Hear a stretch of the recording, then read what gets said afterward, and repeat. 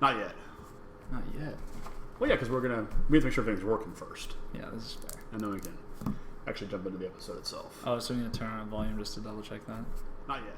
I guess here. Well, yeah, because there we go. We have to make sure everything's working first. Yeah, let's just get a slight. Actually jump into the episode itself. Oh, so it's not. You just unclick the. Not yet. Okay, yeah, I hear it. Okay, cool. Alright, cool. Alright, so is anybody watching us right now? No, I doubt it. That'd be very fast. Alright, cool. Of course not. That would be too good. Alright, let's see. I need to move this. Oh, don't do that. Of course not. That's okay. That would be too good. Oh, that's good. Let's see. Do we have... Oh, don't do that. Shoot. That would be... Let's see if I can make it. Do we have... Oh, don't do that. Where's the bar? Where's the... Nothing. I got this. I can... Or is that nothing is here yet? I can... Instead of having it here, I can pull it up on my phone and it will only be the Or Twitch is that nothing chat. is here yet? Okay, that'll work. Yeah, that's cool. All right. So we can take it off of the screen. Well, just in case like we lose video or whatever. Yeah. I like to have that just in case. So do we want to stop streaming and then Okay, that'll restart? work. Yeah, that's cool. That way all of this stuff is on a different video. Well, just in case like we lose video or whatever. Yeah, I like to We don't. So do we want to stop That's streaming whatever. and restart? Okay. That way all of this stuff is on a different video. Alright, so I'll go ahead and put cool this here. Sweet. And so I'll go ahead and put that vibrates. Sweet. This will vibrate. Yeah, that's okay. All right. So I think we're ready to go. Yeah, I think so. Cool. Woo! 2 people already in and watching. All right, so I think we're ready to go. Yeah, this is something completely new that we're trying here tonight. I'm gonna make sure we actually have audio here. Oh yeah, we have audio on the Twitch stream, but yeah, audio for Audacity's sake for the podcast. Well, I've got it here, Okay. and so we were picking up through there too. Okay, cool. So, like I said, this is something that we're doing completely different. Is that we are trying to stream the weekly episode of the EOT News Flash and also record it at the same time. So, no problems. Hopefully, something's bound to go wrong, but at the same time, we got echo. Crap. No problems. Oh, did this not mute correctly? Bound to go wrong. No, that's muted. Is that But muted? what could we be echoing on? We got echo. Crap. Oh, did this not mute correctly? Bound to go wrong. No, that's muted. Is that muted? Is that volume's off? We got echo.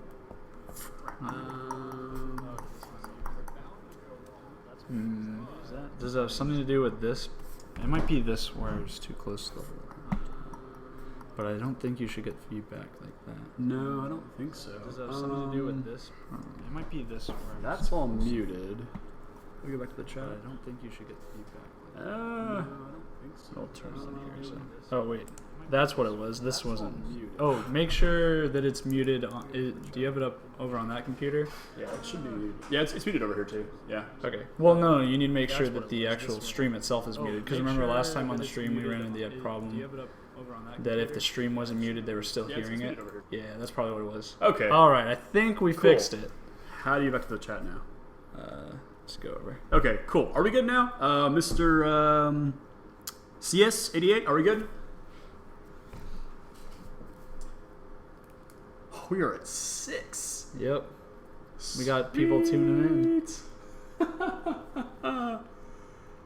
Yeah, if you are in the chat, guys, and there's no longer any echo, can you let us know so that we are good to start officially?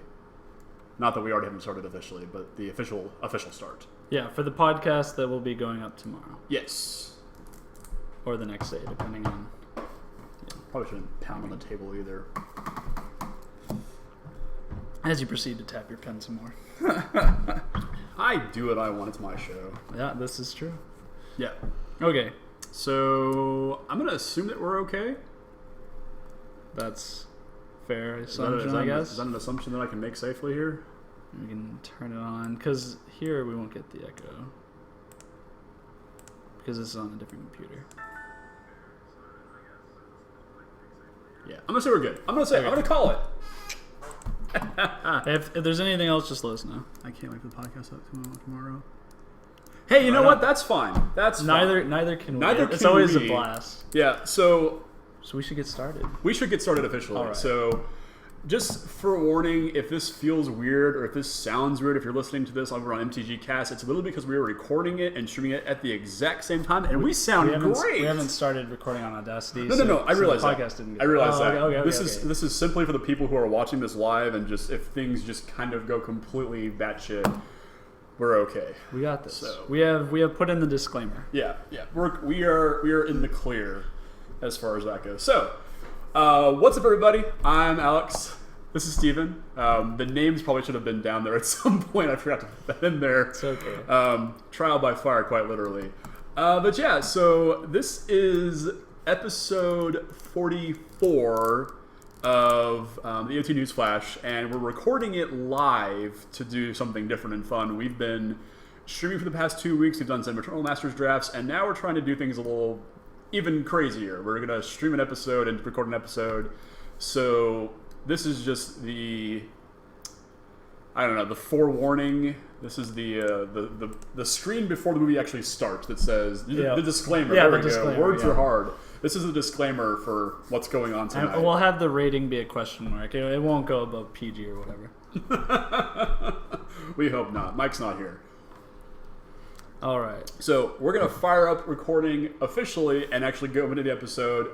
If you are in the chat and you have a question about something, feel free to throw it out and we will answer your question live pretty much as best we can. So yeah, if you have anything that you want to talk to us about, we'll do our best to kind of keep the flow of the show going and answer your questions at the same time. But yeah, we're going to get started here in just a second. So yeah, Steven, are you ready? I am ready. To do it again? Yeah. And again. And again. And again. And again. It's really like the ending thing, but it's okay. We're getting ahead of ourselves. We can start. Alright, so here we go. Alright, what is up, everybody? This is Alex with another episode of the EOT News Flash. This is episode 44, Deploy the Hostwatch. Salute, Steven. Okay, there we go. So we're doing something kind of cool tonight.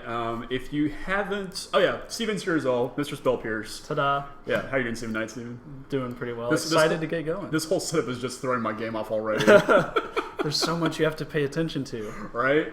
So for the past 2 weeks, we have streamed over on Twitch. Well, actually, we've only streamed twice in the last week because we started last Thursday. Actually. That is true. Yeah. So chronologically, I guess. I don't know. So we've streamed twice over playing some Moto. We've done 2 Eternal Masters drafts, and then I got it in my head that we should also stream an episode of this live for people on Twitch, and then actually post it to MTG Cast later. So that's what we're doing tonight. So if things sound a little bit disjointed, it's because we're trying to focus on a camera, a recording, and a chat all at the same time. So we don't have a producer, so we're literally wearing mini hats, like that hat in the background, which I'll not put on right now. That's on my hair. But yeah, so you did it on stream though. I did it on stream. Nice. It was a rally hat for us. It didn't quite work. Yeah, it's okay though. Yeah. So like I said, we're trying to watch also the Twitch chat as well. So we might have some questions come live, literally over the air, and we'll answer them the best we can while trying to keep the flow of the show going. But we got a pretty good show for you guys tonight. We're going to talk about. Mentioned the streaming already. Talk a little bit about card evaluation, and also we've got plenty new spoilers to go over from Eldritch Moon. And then I think if we have some time and you're in the stream, Steven and I might throw down some legacy for you guys on camera. We've got Starless Sultai and Lands put together, so that might be kind of fun. So we apologize for all y'all listening on the podcast. If you're interested in how those games go, be sure and check out the stream, which will be over at Twitch at the EOT News Flash. Yes, you can watch all previous Twitch casts, and I'm also uploading all of it to YouTube, and you can watch our 2 previous drafts over there. We went 2-1 in both of them. It's black-red decks both times. Yeah, we ended up just getting signaled into black-red, and it was like, all right, we'll bite. The first one was a very kind of control-ish deck. We got to Animate Dead, our Siege Gang Commando, which is pretty sweet. Yeah, we had double Gravedigger, Victimize, and Animate Dead. That deck was pretty bonkers. Yeah, that one had the late game inevitability, and then our second one, we got a Maraud. quite a lot. We were just the Marauders, and we came out to play, and we just wrecked everybody. It was a great time. The deck was really sweet. As far as I know, today being June 6th was the last day to draft Eternal Masters on Moto. So next week, the Vintage Cube comes back, and guess what this guy wants to do? I get to cast Frantic Search. No, and a whole bunch of other spells. We're going to cast Jace the Mind Sculptor and Cruel Ultimatum. We're gonna Force of Will and like Brainstorm. Okay. We're going to do things intelligently, I think. And have fun. And have fun while doing it, entertaining you guys at the same time. So, bearing that in mind, let's jump right into our topic for the night, and this is going to be card evaluation. You know, whenever a new set is coming out, you always look at the spoilers, you get excited, but you also have to kind of think, is this card good? Is this card bad? Is this card even playable in any way? What is its application in Limited, and Standard, and Modern, and so on and so forth? So, Steven, I know you're actually writing an article right now for your content over on Legit MTG. Legit MTG. Kind of walk us what the steps of just card evaluation initially, and we actually have some spoilers to talk about that actually kind of go straight into the aspects therein. So, kind of walk us through your process here, Steven. So, whenever you like get into the gist of card evaluation, you have to consider what you have in the format. So you get to like look at the creatures. Like in this situation, the first card we're going to talk about is Incendiary Flow. So that's a sorcery that deals 3 damage to a target creature or player, and then whenever that creature would die, it's exiled instead. Yeah. So something like Incendiary Flow, it's important to take note of what's in the format, like Planeswalkers that have 3 loyalty, creatures that have 3 toughness and below, and you just get to like consider how much of a problem like certain creatures in that regard have been, and like how weak red has been previously, given the current standard format. Yeah.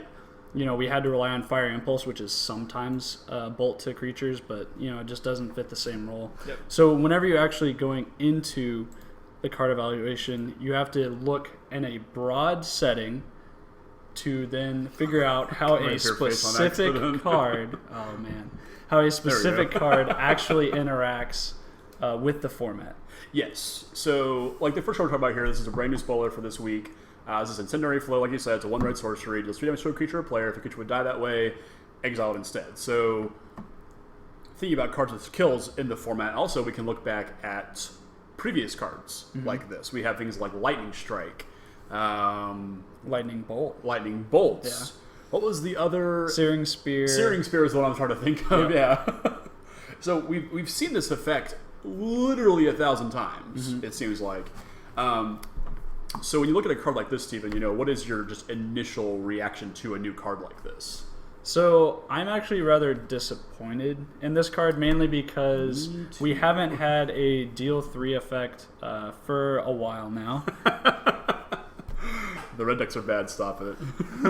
It's Volcanic Hammer. It is Volcanic Hammer. Yeah. So we're getting, like I said, we're getting live feed from the Twitch stream. So considering you're trading off the instant ability of this card for exile a creature is pretty underwhelming, because the ability to keep your mana up is very important, because if you're going to play this in a burn deck, you want to know whether or not you want to fire it at your opponent's face, or if you want to hit, let's say, their Sylvan Advocate that might get in the way of like another aggressive red creature that might come out. I don't think there's really a solid one right now. I think Monosaurus Swiftspear is what your best bet is, but even with cards like that, it's kind of hard to tell. We don't have enough shocks really in the format to make and this is also rather indicative of the speed of the format too. Yes. Like if this is our typical removal, so even at uncommon, this is kind of giving us an idea that things are going to be a little bit slower, I think.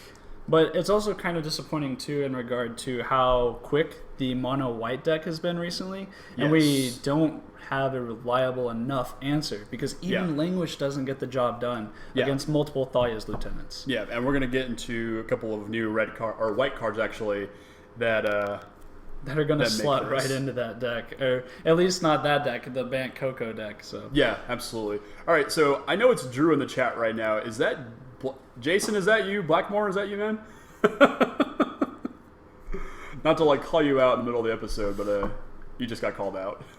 So another thing that's interesting to note, for card evaluation, I think you need to take multiple aspects you have in the limited environment, a deck builder's environment, and then just like in a vacuum. And like typically most of the like strange and obscure combos come from the in a vacuum section. Yeah. Because that's whenever people are like, all right, how can we really break this card? And it's important to make each of these distinctions because you can build into the other categories based on what the card can ultimately do. So while we don't necessarily have a heavy combo card yet, I would say, like I think the craziest thing is probably the deploy the Gatewatch, just being able to throw in multiple planeswalkers, which we'll get to later on.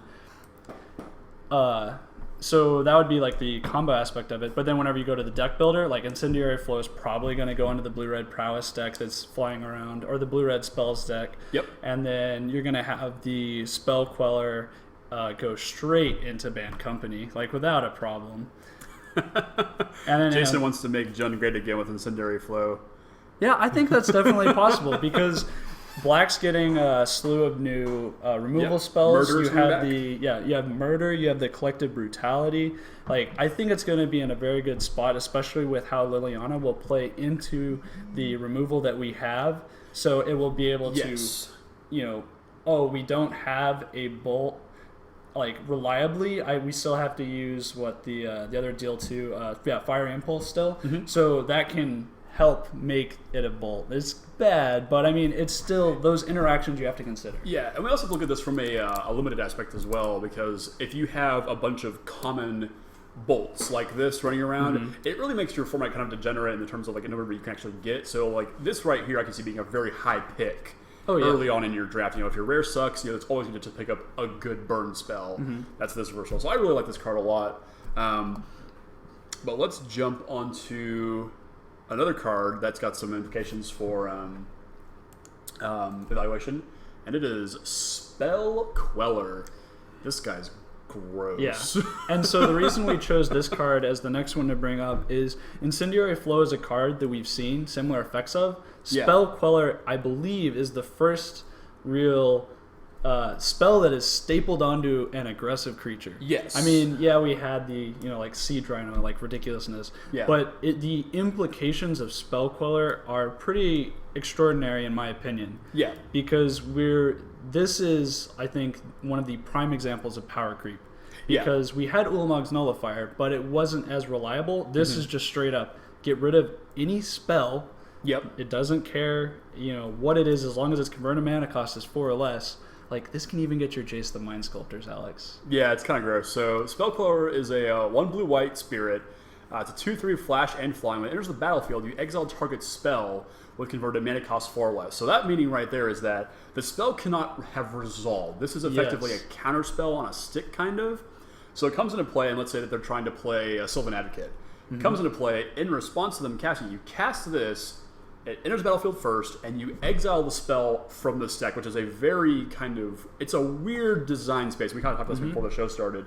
It's a weird way for cards to interact with other cards, I think. So this is already bizarre. And when it leaves the battlefield, the exiled card's owner may cast that card without paying its mana cost. So, instant speed Jace the Mind Sculptor? Well, no, we get a counter the Jace the Mind Sculptor. But it's exiled, then this dies, and then it just comes back at instant speed. Wow. I mean, it's just weird. Yeah, of all the things that can happen here. Yeah, because I don't know what real setups you could set. Like, I don't know what you could set up yourself with, like, an Ashnod's Altar effect or some sort of, like, self-sacrifice in order to, like, utilize the instant speed ability of some spell. I mean, like, there is the, like, World Fire combo, but, that's, way too much mana for, like, that to be even consideration for Spellcaller. But if we were to get something that has the reverse of this, which is counter spell to 5 or more, like, then, then you can start, like, considering some of those things. Yeah, absolutely. And this card just opens up, like, it does a really good Vendilion Click impersonation. Oh, yeah. And in some cases, it's almost better. So when we talk about, cards that new cards are like, this is kind of like Vendilion Click. So if that's your starting point of your evaluation, if you can already say, well, a card like this that came before this was already great, this, if it's kind of like that, should be somewhere along that axis of greatness. Maybe it's ahead or maybe it's behind it. And while this isn't exactly like a Vendilion Click, it's not. Okay, we can't tell if it's as powerful yet because we haven't actually been able to play with the card. But if you're considering the fact that the Vendilion Click allows you to remove a card and then replace it with a random one, and in a Vendilion Click you'll probably want to hold until you know they, either have drawn a couple cards, like if you've already looked and then they've drawn a couple cards, then you're like, okay, maybe now they have something you want to get rid of. Yeah. The nice thing about Spell Queller is, they played something 4 or less. Do I really care about that spell? Yeah. I kind of do. Well, I'm just going to play this 2/3 body and get rid of that anyway. Yeah, and it's great, if you hit a counter spell off this thing too. Yeah. And then it's almost guaranteed that they're going to have to kill this thing to get their counter spell to come off the exile to even counter the spell that they want to counter at that point. So it's super weird. They're comparing it to Fiend Hunter, Venser, and Stonecloaker here, which are all pretty good comparisons. So this card, I think, it's going to be pretty good. Oh, blasted. It is Mike in the chat, too. Well, we're going to try and keep this show as PG as possible. Well, we don't necessarily have to read back exactly what they say. But if they have any questions, we'll be sure and let the podcast be aware. Keep the questions, comments constructive, guys. Yeah, there we go. This is a family show. So, I'm really excited for Spell Queller 2 in Standard because the Bant Company mirrors are going to become super strange because you're not going to want to cast your Collected Company first most of the time. Because if they also have a Collected Company, they could hit Spell Queller and Thalia and just really mess up your day. I mean, Thalia is obviously if you're wanting to get for the swing in next turn. This is if you're wanting to try and counter. The implications this has is very interesting. But I'm also excited. This might help the Esper deck come back ever so slightly. It'll be a little Nambo with Languish, but given the new removal spells we're getting, I think it might be possible to kind of to go away from the board wipes. I mean, you need them, but just change up how they're set up. So maybe more of a Tragic Arrogance with a deck that runs Spell Queller. So we've seen blue-white humans being kind of a thing recently in Standard. We've kind of evolved into more just straight blue-white. This now just straight up beats the Languish. When the control deck tries to languish your board, and you just go, no. Yeah. Solve that problem. It is a better, the card that blinks all of your creatures until the end step. It's Ghostly Flicker. Well, no. It's the rare. I can't remember what it's called. Yeah. Whatever it's called. So, but this card is sweet. It's pushed, and again, this is something. It's new enough, but it's similar enough that I think it's easy to evaluate a card like this. So, this card's goofy. Yeah, and it'll be pretty interesting too if they start applying this type of effect to the other colors. So, for instance, we might see a 3-mana 3/2 that just has Faithless Looting printed on it. Something like that. That'd be kind of neat. I mean, it might not necessarily be a 3/2. It might be a 2/3, just like this one, because of what type of power that is actually implying. But just, I mean, I know you have Cephalid Sage and other things like that. But you know what I mean. Having it cheaper. Or having the creature be cheap enough and the body be big enough that's if you had either, it would be fine. Yeah, and that seems to be the way that Wizards going currently with creatures, especially. We're moving away from this time in Magic where spells just were everything. Gone are the days of Sphinx Revelation and Supreme Verdict, and now your anticipates have to come on your Dragonlord Ototais, which still is a super sweet card. But if this is the way that Magic is moving, it's gonna have some implications in some older formats, I think. And and once the full set's spoiled, we can probably talk about a little bit more in depth about what those cards actually mean going forward and whether or not certain cards might get banned. So Alex is on this. I really hate Collected Company in Modern right now. So and it's an interesting argument because I slightly agree with you on the grounds of design space. Yeah. Because they have to be careful of what 3-mana creatures they print from now on because of how powerful Collected Company is on any type of an aggregated clock with a mana dork, something like that. Yeah. And of course, Drew just pointed out that we just had Treasure Cruise, we just had Dig Through Time. And what happened to those cards in all the formats? They got banned. Yep. They're just good enough for Standard to be relevant, But then once you put them in, the context of modern and legacy and vintage, things get broken very quickly. And I think that Wizards just hasn't found that sweet spot in terms of spell design space for them to safely print cards and not regret it 6 months down the line. Yeah. Creatures like this, I think, are fine, but like you said, Stephen, we have the limiting aspect of Collected Company being a thing in older formats, specifically modern. If you keep wanting to print good 3-drops that have effects like this, that have effects like Fiend Hunter, like Kitchen Finks, Reflector Mage has seen a little bit of play in modern recently, it becomes very difficult for those things to exist in a world where people can just take all these sweet 3-drops and just end of your turn 4-mana spell and just all kinds of things happen. So, not saying it will happen, but I think we might get to a point in the near future that it does need to be considered heavily, whether or not that card is still safe for modern play. So, last card we're going to talk about before we move on to the official spoilers in terms of our card evaluation extravaganza. That's what I'm calling this. We have Crypt Breaker. So, if you thought zombies were bad, holy crap. Well, no. If you like zombies got a lot better. Well, I mean, they haven't been great recently, but this thing just breaks the mold. Yeah, okay, so... Get it? Breaks the... Yeah, it's a Crypt Breaker. We got it. So, what Crypt Breaker does, it's... read us Crypt Breaker. One black mana. This is crucial. Crucial. One black mana, creature zombie. It has the activated ability of colorless and a black, tap it, discard a card, put a 2/2 black zombie creature token onto the battlefield. Note that zombie isn't tapped. Right, which is important. They usually are. And then you have tap 3 untapped zombies you control, you draw a card, and you lose 1 life. And it's also a 1/1. Yep. So, in the context of the card itself, it's not going to do too much for standard. Like, the zombie deck has been right on the brink, and I think this might help. Yeah. But if in your... Okay, so this is the other part of the card evaluation. Whenever you're building a deck, it's very important to say what's missing. Like, what is something that would help this deck give it the extra push it needs? So if you go back to Legacy Dredge, obviously it's going to have to be the mana version in this regard.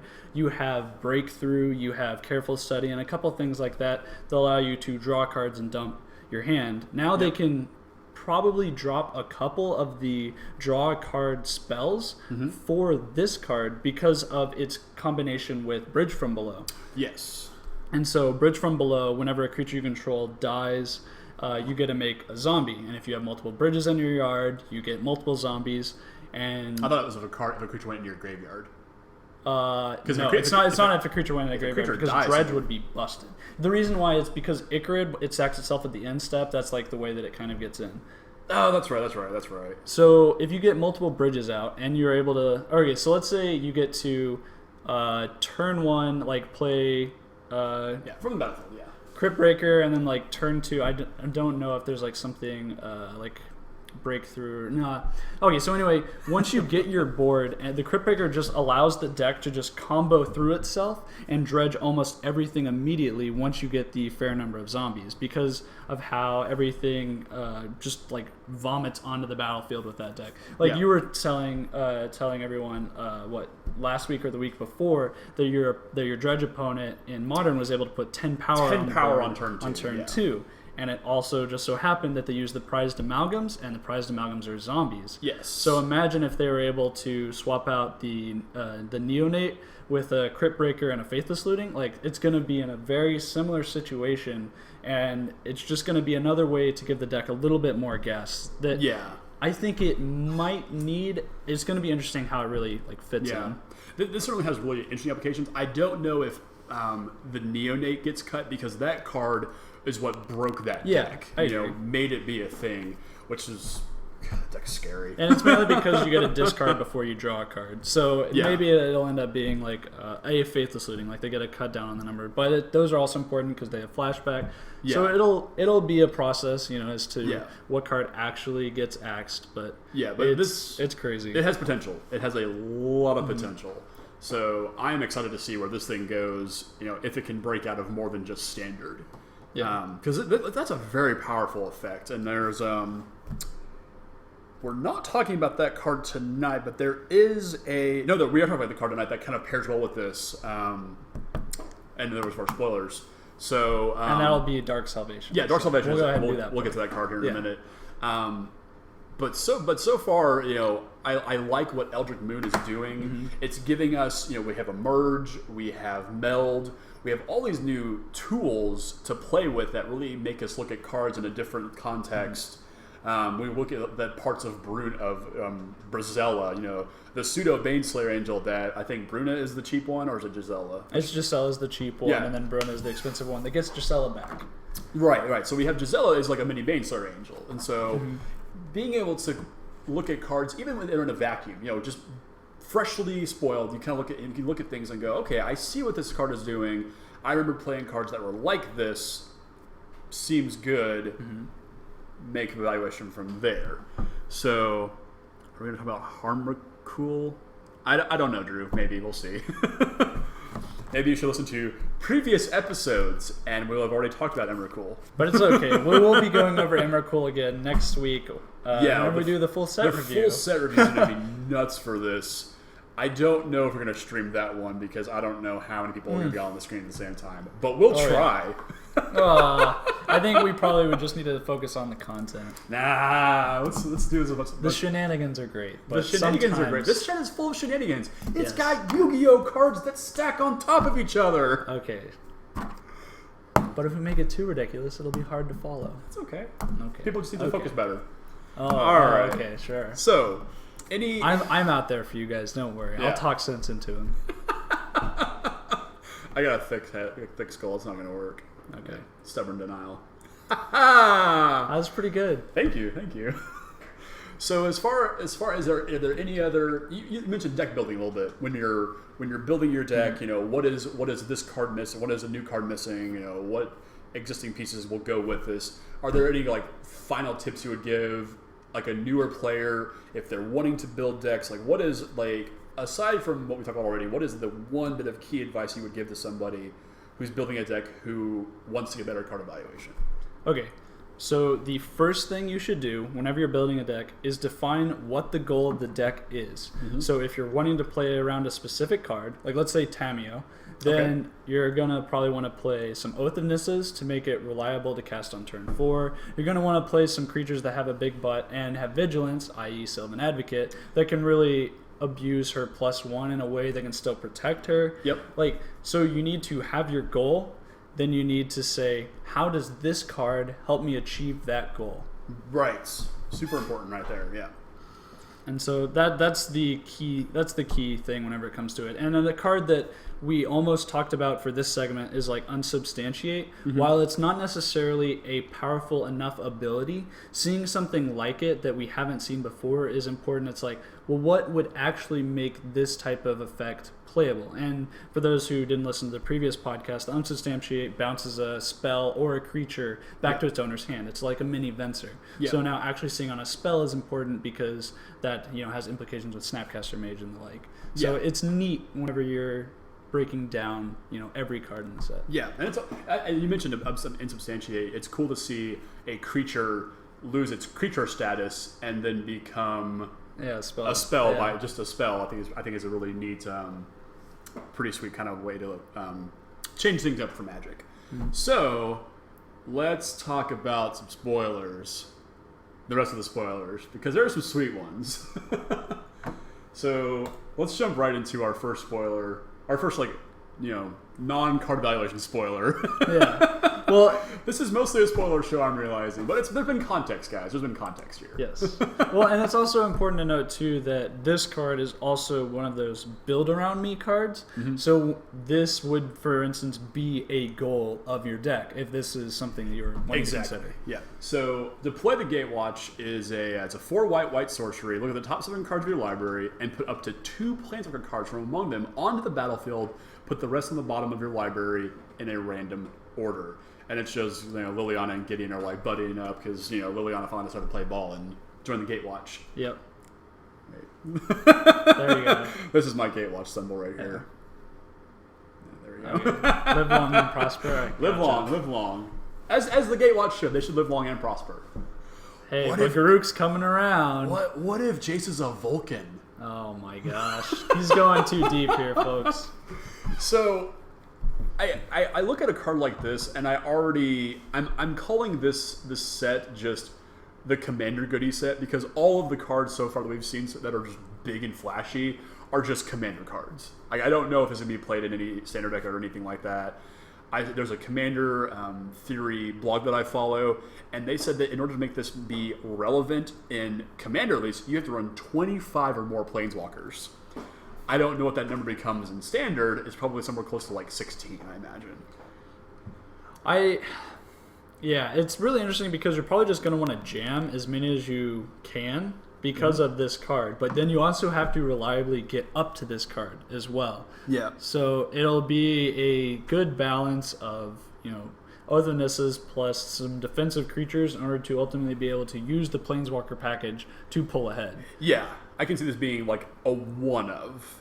And it's just the top end, and of some Super Friends list. Yeah. It just makes it kind of odd that Call the Gatewatch was printed in Gatewatch, and that didn't do anything. But something like this, it cheats the cost essentially. So if you get to put in, let's say, a Gideon and a Tamiyo, you've saved 2 mana, and you're looking in pretty good shape. And I just think, like you mentioned, the manipulation from Oath of Nissa makes this card pretty relevant, I think, here. I just don't know if this is going to do anything beyond just being a cool, flashy tabletop card.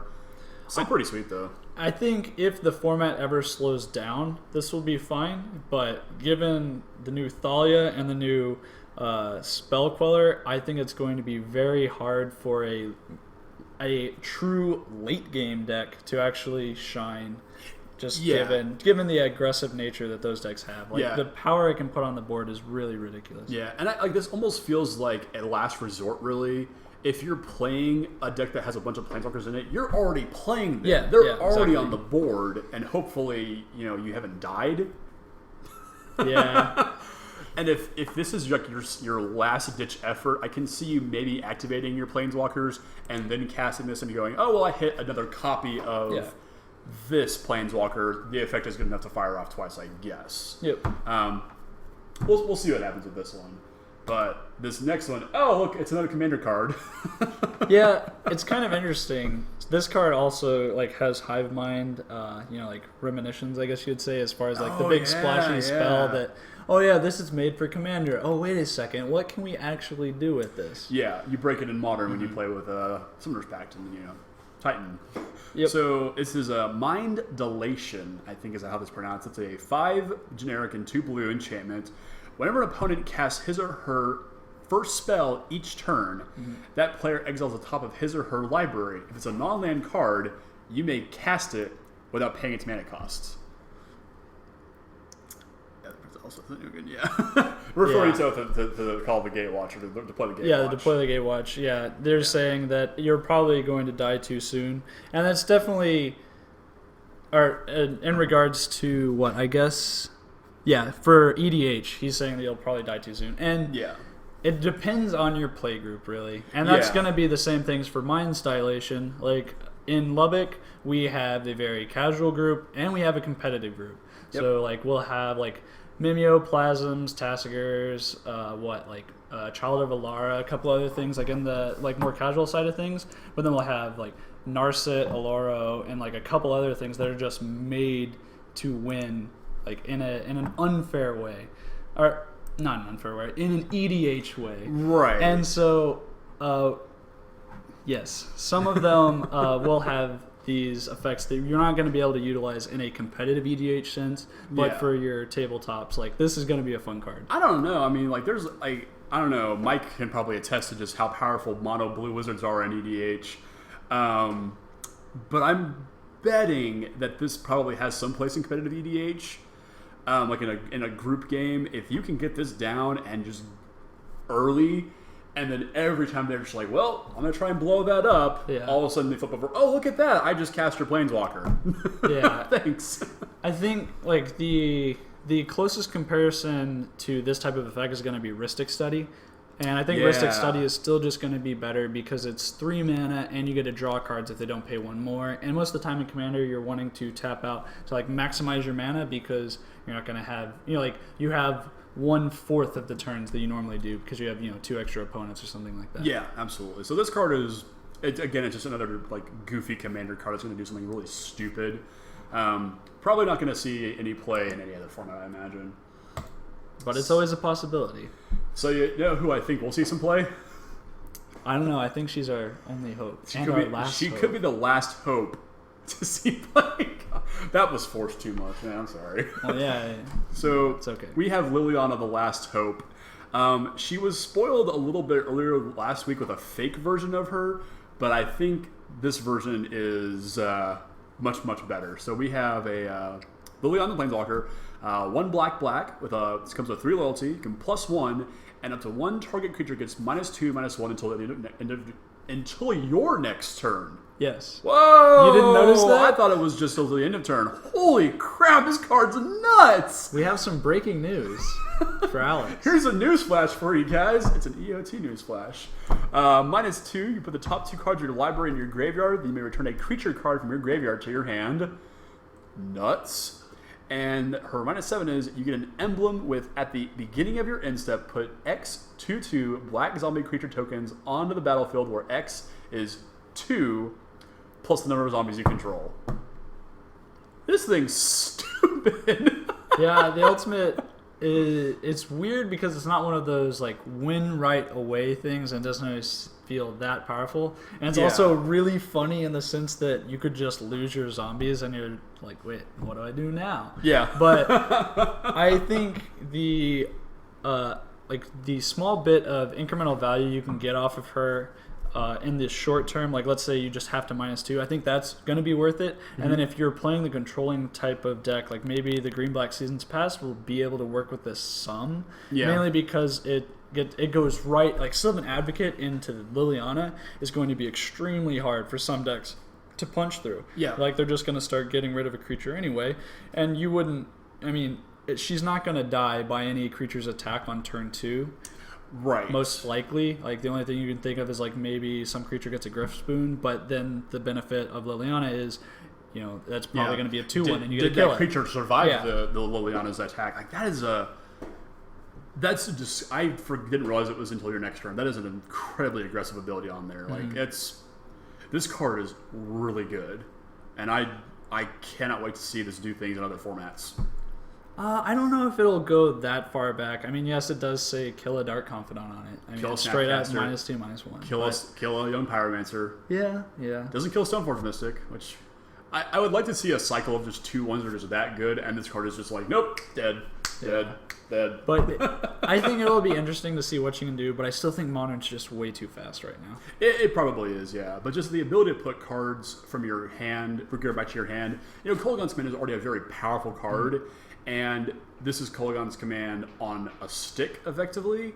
And it's also enabling maybe Delve a little bit to play with Tassigers and things like that. So I can see this maybe not being a great alternative to Liliana of the Veil, but this could be a role player in some version of a black-based attrition deck. Yeah, that's something. I'm not sure. Yeah, I don't think you can really compare it to Liliana of the Veil. Oh no, because just for casting cost. Yeah, it's card quality and I'm going to kill one of your creatures.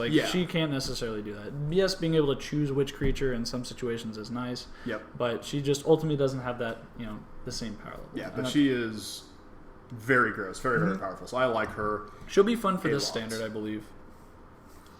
This card's carnated. Yeah, it probably won't make it, which it's fun to think about. But pretty sweet. So here we go. We've got Nahiri's got very. Did you read the story that they released today about this card? I did not. Okay, so spoilers for anybody who hasn't read the story yet. So Soren and Nahiri get into a fight, right? Emrakul is on an Innistrad and is just wrecking the place, and Soren is pissed off at Nahiri. Nahiri's pissed off at Soren for putting him in the Hell Vault, so they fight. And they're in the ruins of Markov Manor, and Soren is Dragon Ball Z-ing all over the place. Nahiri just cannot keep up with him. And then he's all practically kills her. And they she falls into a hole, and he falls after her, and she traps him in a rock cocoon, and she's getting ready to kill him, but the castle itself starts to fall apart, and she's just like, well, toodaloo, buddy, and just planeswalks away. Interesting. Leave you to your own fate. So he crashes on the ground. He's still stuck in this rock. He doesn't have his sword anymore, and Olivia flies down, and it's like, hey, buddy, something wrong? It's like, let me out. And she's like, no. Picks up the sword, and she goes, I like the scent of Olivia, Lord of Innistrad. Oh. It's so, I typically don't read the lore, but I was curious to see if, Nahiri killed Sorn or something like that, but just Olivia, Lord of Innistrad. When our return to Innistrad block hits, we will have a much more badass Olivia than we already have. Although the new one's pretty good anyway. But Nahiri's Wrath. 2 red sorcery. Sorcery's bad. Oh no, this card is fine. Oh, this card is ridiculous, yeah. As an additional cast or cost to cast Nahiri's Wrath, discard X cards. Nahiri's Wrath deals damage equal to the total converted mana cost of the discarded cards to up to X target creatures and or planeswalkers. Yeah, it was so close. I mean, obviously you can't target the player, which but would be gross. You're just gonna play your Boros Reckoner and be like, ta-da, gotcha. But I don't know. This you can this card's pretty kill sweet. somebody on turn 3 with this if it's into face. Yeah, I know. Yeah, because of Or you kill them on turn 4. You go Boros Reckoner on 3, Wrath on 4. You're dead. Yeah, I'm gonna pitch Emrakul. But it's okay. Emrakul. We're gonna be playing Naya and get a lead with our Bird of Paradise, do the turn 2 Reckoner into turn 3 Wrath. Okay. That's and what we attack first, obviously, and then Wrath them, pitching them. And ditch all the aggressive creatures and then just get it counterspelled. Yeah, that's probably what's gonna happen. No, I think. Oh god, this is remanded. Yeah, the card. Wow. The card is really interesting and it opens up a lot of ground, but if it's exactly what Standard needs, we shall find out. Yeah. I think Fall of the Titans is still going to be better the majority of the time. Yep. Mainly because of this being card disadvantage, and you're not able to really reload in any way. It will be interesting to see how it pairs with the Chaos Reveler. Yeah. Yep. So maybe that's where they're trying to go with it. Is kind of like, hey guys, here, we'll help you along. Okay, this I is can what see you're trying that. That's to pretty do. Cool. But I don't think it's going to do enough. But it is still a very neat and unique effect. Yeah, this might be a bit of a stretch here, but I can see this being a player in Blue Moon decks in Modern that need a way to kill a planeswalker or a bigger permanent that they typically just don't have the removal for outside of their colors, and just being able to pitch some Snapcaster targets, pitch Boom Bust to this, and just shoot down anything. That'd be pretty sweet. I think this has some implications outside of Standard. I think that we could see something happen with this. I like this card a lot, actually. Especially for limited, this is just going to kill a lot of things. Yeah, so many things. Just like that Pyrokinesis that we got to play yesterday. Just like that Pyrokinesis. That was a lot of fun. Didn't we save ourselves against a Flamekinzel with that? Yeah.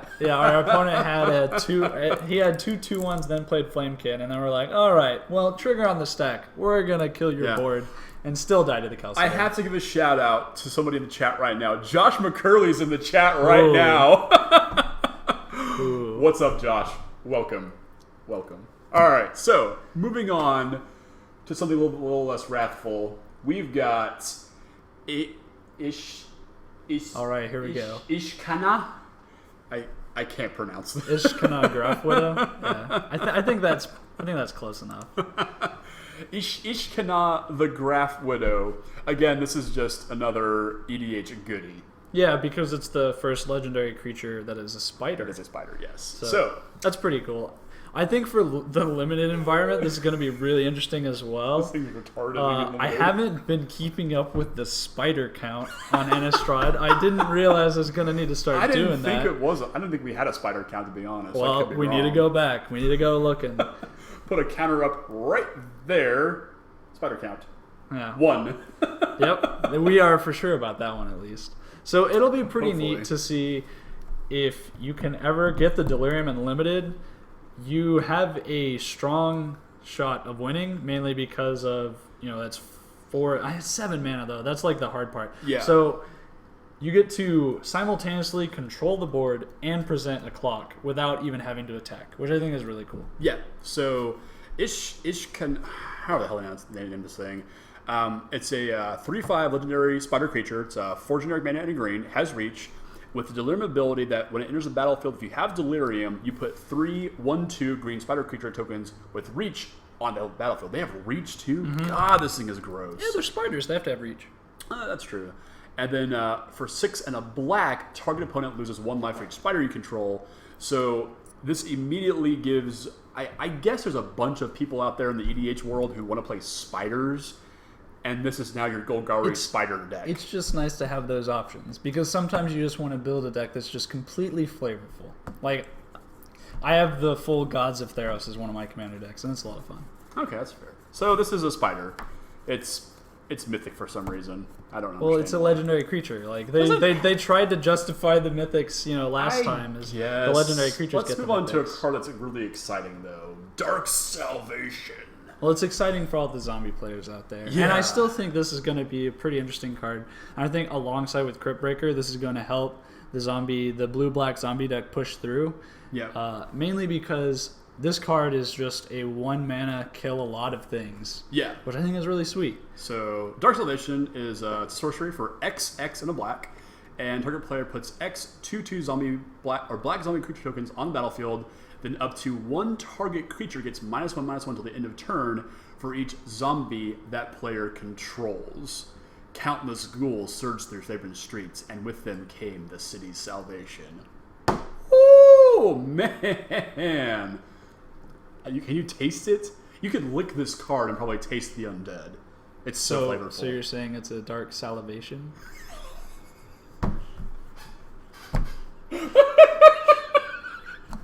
So in other news, I think the foiling of this card is going to be beautiful because it's just Liliana standing up there. Yeah. By the way, Josh, that was for you. Yeah. We strike without warning. Yes, we do.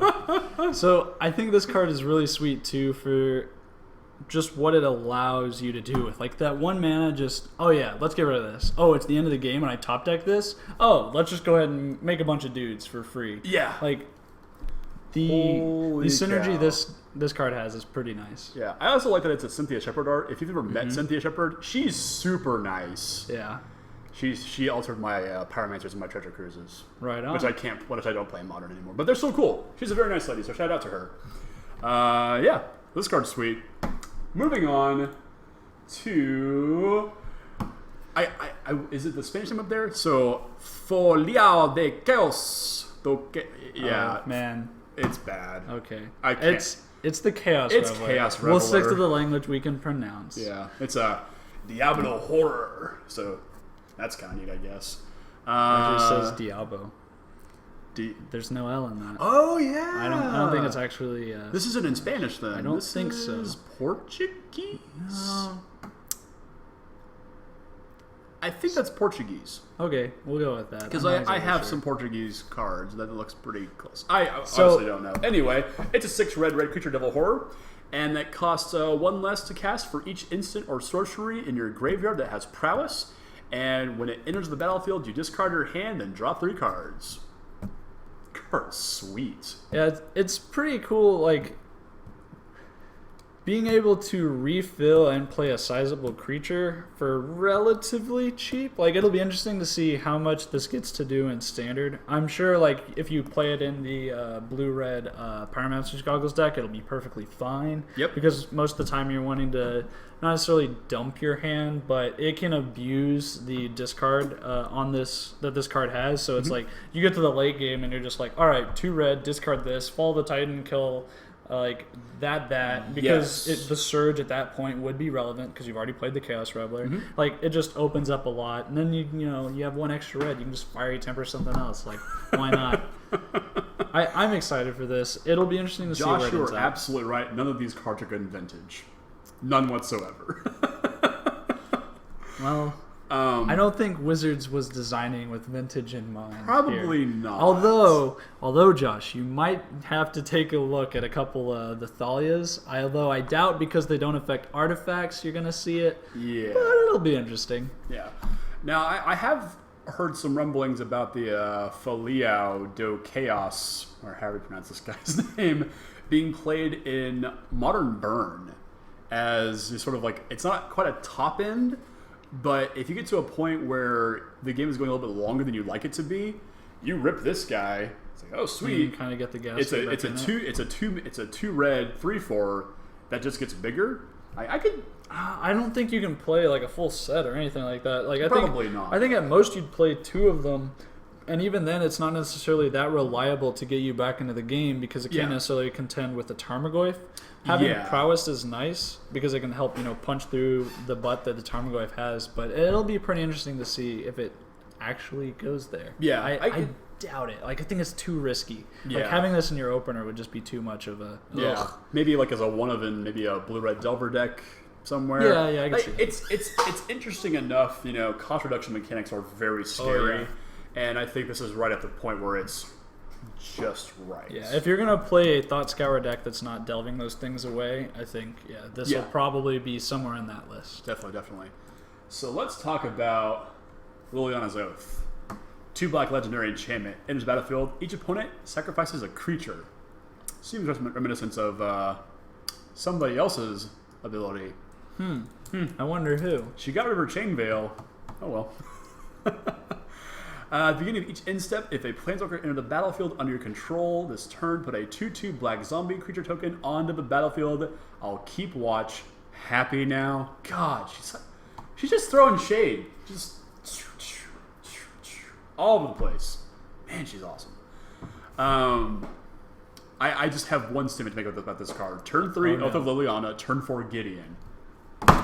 Game over. Yep. 9, effectively 9 power because you get attack with the Gideon the next turn. But yeah, that's gonna suck a lot because this will probably just go right into the black-white control deck in some fashion because they're already playing the 4 Gideons and it'll be pretty easy for them to add in the Liliana and then maybe they keep a Sorin at the top end. Yeah, or they play Gideon, Ultimate Gideon immediately. Your zombies are now 3/3s. Just like this, probably won't do anything outside of standard, but this card is just super. This almost makes me want to play black-white control in standard. Like buy the cards and play standard again. Hold your breath. Oh man. So, for any of you guys out there who have black-white control available in the DFW area and want to get Alex hooked on standard again, you can be found. I've been hooked on Phonics. Games. Yeah. I've been hooked on Phonics, hooked on black-white control. This card's super cool. I was really curious if we were going to get a full cycle of the Oath. And once we saw the Gatewatch actually come to Innistrad in the trailer for it, I was very curious to see if we would get this, and I think this is absolutely perfect. Like this is great. Yeah, although it is kind of an interesting precedent. I really hope that from now on, like every good Planeswalker we see doesn't just like, oh hey, I used to be big in the story, so I like Venser, or like a couple of the others. Oh wait, no, not Venser. Which so maybe Koth. But it's like, Koth Koth is also dead as well. Man, okay. I'm just failing on my other Planeswalker references. But, okay, so, like, I'm glad we didn't see Tamiyo also, like, take up the Gatewatch or anything like that. Just like, oh, yeah, this is a noble cause type of a deal. Yeah. But, see, it'll be cool if Nicol Bolas is like, oh, well, they have a team. Now I want a team. The Justice League and the Injustice League, the Legion of... Oh, my God. Yeah, he's gonna like whip Sarkin back around and get him. Sarkin? Tezzeret? He's putting the wheels together. He's putting the pieces together. He resurrects Venser somehow? We get an Esper Venser? Oh, and then we also have the probably Black Elspeth coming around. So yeah. Although I doubt she's going. Like I doubt her spirit would allow her to do anything other than like uphold like justice, mainly because of how noble she was. But then, if Nicol Bolas was around, you never know. Coming in 2018, the Gatewatch versus the... what would you call this team? What, the Infinite Consortium again? Oh, Gatewatch versus the... It's a dual deck. That'd be pretty cool. Dual decks become the standard decks from now on. Okay, this is getting ridiculous. Moving on. So we get to talk about something else that's ridiculous. Yeah, Birthing Pod. Oh wait, not quite Birthing Pod. Court of Calling. Nope, not Court of Calling. No, okay, try again. Green Sun Zenith? No, I think you're thinking Collected Company. Natural Order? Nope, not yet. This is Eldritch Evolution. This card is stupid. So for 1 green sorcery, as an additional cost to cast, someday I will get that phrase right. Words are hard. They are. Eldritch, to cast it, sacrifice a creature, and then search your library for a creature card with converted mana cost X or less, where X is +2 the sacrifice creature's converted mana cost. Put that card on the battlefield, then shuffle your library, exile Eldritch Evolution. But there's no Eternal Witness combo. Which is good. I agree. Which is good. This card is broken if you don't have that last clause there. We've seen Birthing Pod. We've seen Green Sun Zenith. Those cards are banned in Modern. Want. If you want value, this is your value card right here in your green deck. This is nuts. And it's pretty cool, like, just the implications of this provides, because it's any creature. It doesn't have to be a green creature. Yeah. So you can go pull out some haymakers from any colors. Yeah. I don't know what you're going to go get with this, but... Oh, I mean, something, you get sure. You get like... you can upgrade your 3-drops into that new dragon, and then like play a pump spell and just hoorah get everyone. Like it's basically your way to cheat the curve really easily. This is a cool way to maybe kind of like make the emerge cards also playable in a different way. If any more of them spoiled that are any good. So yeah, this card is interesting. It's a builder enemy card for standard, I think, and I think it stays there. This might see play as a singleton in the Collected Company decks, just as their 9th copy of Cord and Company. Like the Abs and Coco. I think it also might be possible to be played in Elves as well, just because you're going to take one of your dorks and upgrade it to a Deadbridge Shaman. Yeah, or Deadbridge Shaman, yeah. This card is very, very cool, I think. Neat with creatures that, if they leave the battlefield, something happens. Like you mentioned, Deadbridge Shaman, making your opponent discard a card, so I can get behind that. Or not Deadbridge Shaman, the one that drains on... Shaman on the back. Yeah, Shaman on the back. Yeah. There you go. Sorry. In the draft, we played a couple Deadbridge Shamans. That's why that was on my mind. Yes. And we didn't get to play the Shamans. We got past a couple. We passed the Shamans, we had to let those go. That format is sweet. I'm going to miss Eternal Masters draft. Hey, we got James's Cube. That's going to be fun whenever, Get excited! We're going to make all these bad puns and he's never going to let us come back. It's going to be great. Yeah. It'll be great one time. Yeah. And we can't do it again. No, we won't Never be able again. to. Never again. No. We don't. That's not something you want to loop. No. All right. On a little more positive note. We have this field researcher. The hell, Wizards. All right. It's hard to cast. It's not hard to cast. Come on. We have noble hierarchy. That just makes it that much easier. Is this going in Modern? Probably not. Okay. So this is Tamiyo Field Researcher. For 1 generic, a green, a white, and a blue, you get a Planeswalker. 4 loyalty to start. +1, choose up to 2 target creatures until your next turn. Whenever either of these creatures deals combat damage to a player, draw a card. -2, tap up to 2 target non-land permanents. Oh, they're non-lands? Okay, not as good as the original one then. Yeah. They don't untap during their controller's next untap step. And -7, draw 3 cards. You get an emblem with you may cast non-land cards from your hand without paying their mana costs. Woo! You ever seen Omniscience? Yeah, it's pretty busted. Whenever someone goes show and tell, and you're like, it's gonna be the Emrakul. Yeah. And then it's Omniscience, and you're like, oh, that Emrakul's gonna suck. Yep.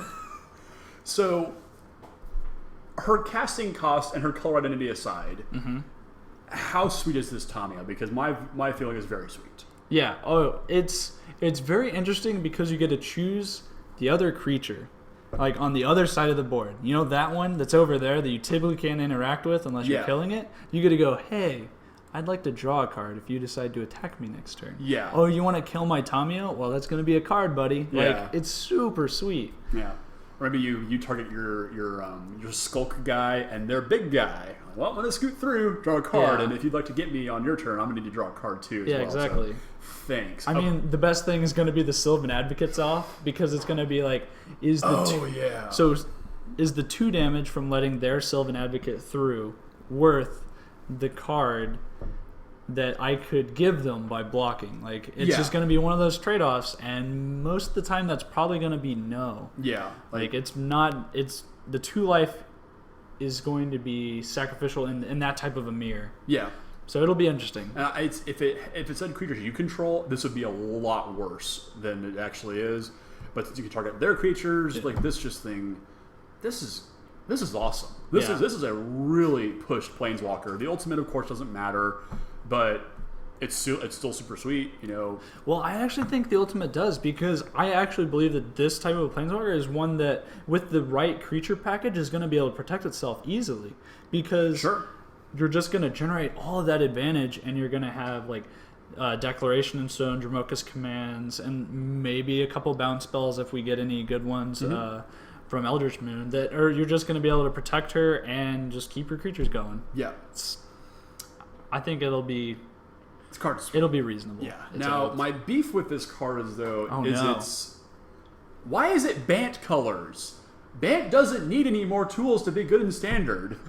Yeah, but I mean, even if she was just white-blue, I mean, she'd still go into that deck. Like, I feel that because of how powerful she is, like, that's why she goes into those colors. Well, and then also, make her 3 blue whites or 4 blue white. Make her 6 and then give her 5 sorting loyalty. Don't make her Bant, for crying out loud. But if you're also considering what she does very Bant things. So like the green is the creatures, and it's also the drawing cards, which is paired with blue. So that's like the green-blue ability. It's Keening Sense. Yeah. Well, the Eldritch, or the elf guy who draws the cards. -2 is white taps some things. Well, yeah, you're basically going back to like you have the Johnny Vengeant, and then her, her previous iteration. Yep. And then the ultimate is basically all of these colors getting together and like, having a baby, and they're just like, everything's good, guys. We got this. We're gonna do all the things that we like to do at the same time. That's gonna be great. This card is nuts.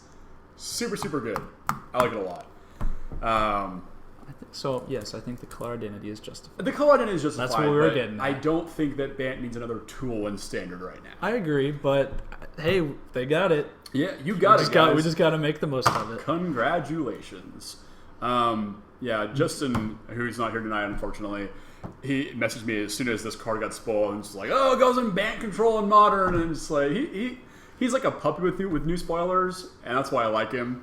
But see, like you got to find your enjoyment in Magic, and if you can get excited about the spoilers and stuff too, like I mean, I still get excited about spoilers. It's awesome. Yeah. Like just like, oh, they haven't done this before yet, have they? Yeah. And just like getting to see the powerful cards, it's entertaining. Yeah, I can sympathize. I get to go on a hunt for this is the one card I'll buy from this set because it might be seeing play in Modern.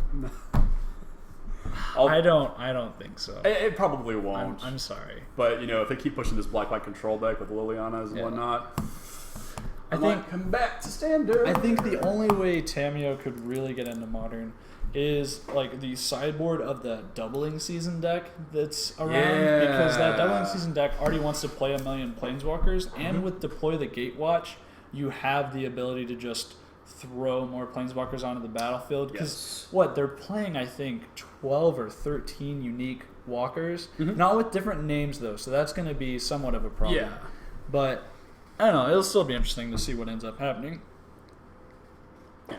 The black-white control deck with Planeswalkers and all that. Oh, yeah. So this is a deck that Drew, probably has no idea. So there's this brew deck that goes around every once in a while, and it's this Planeswalker Seasons Pass, and some people have tried to port it into a semi-taking turns variant. Like, it's all over the place, but it's just ridiculous. You can probably find it.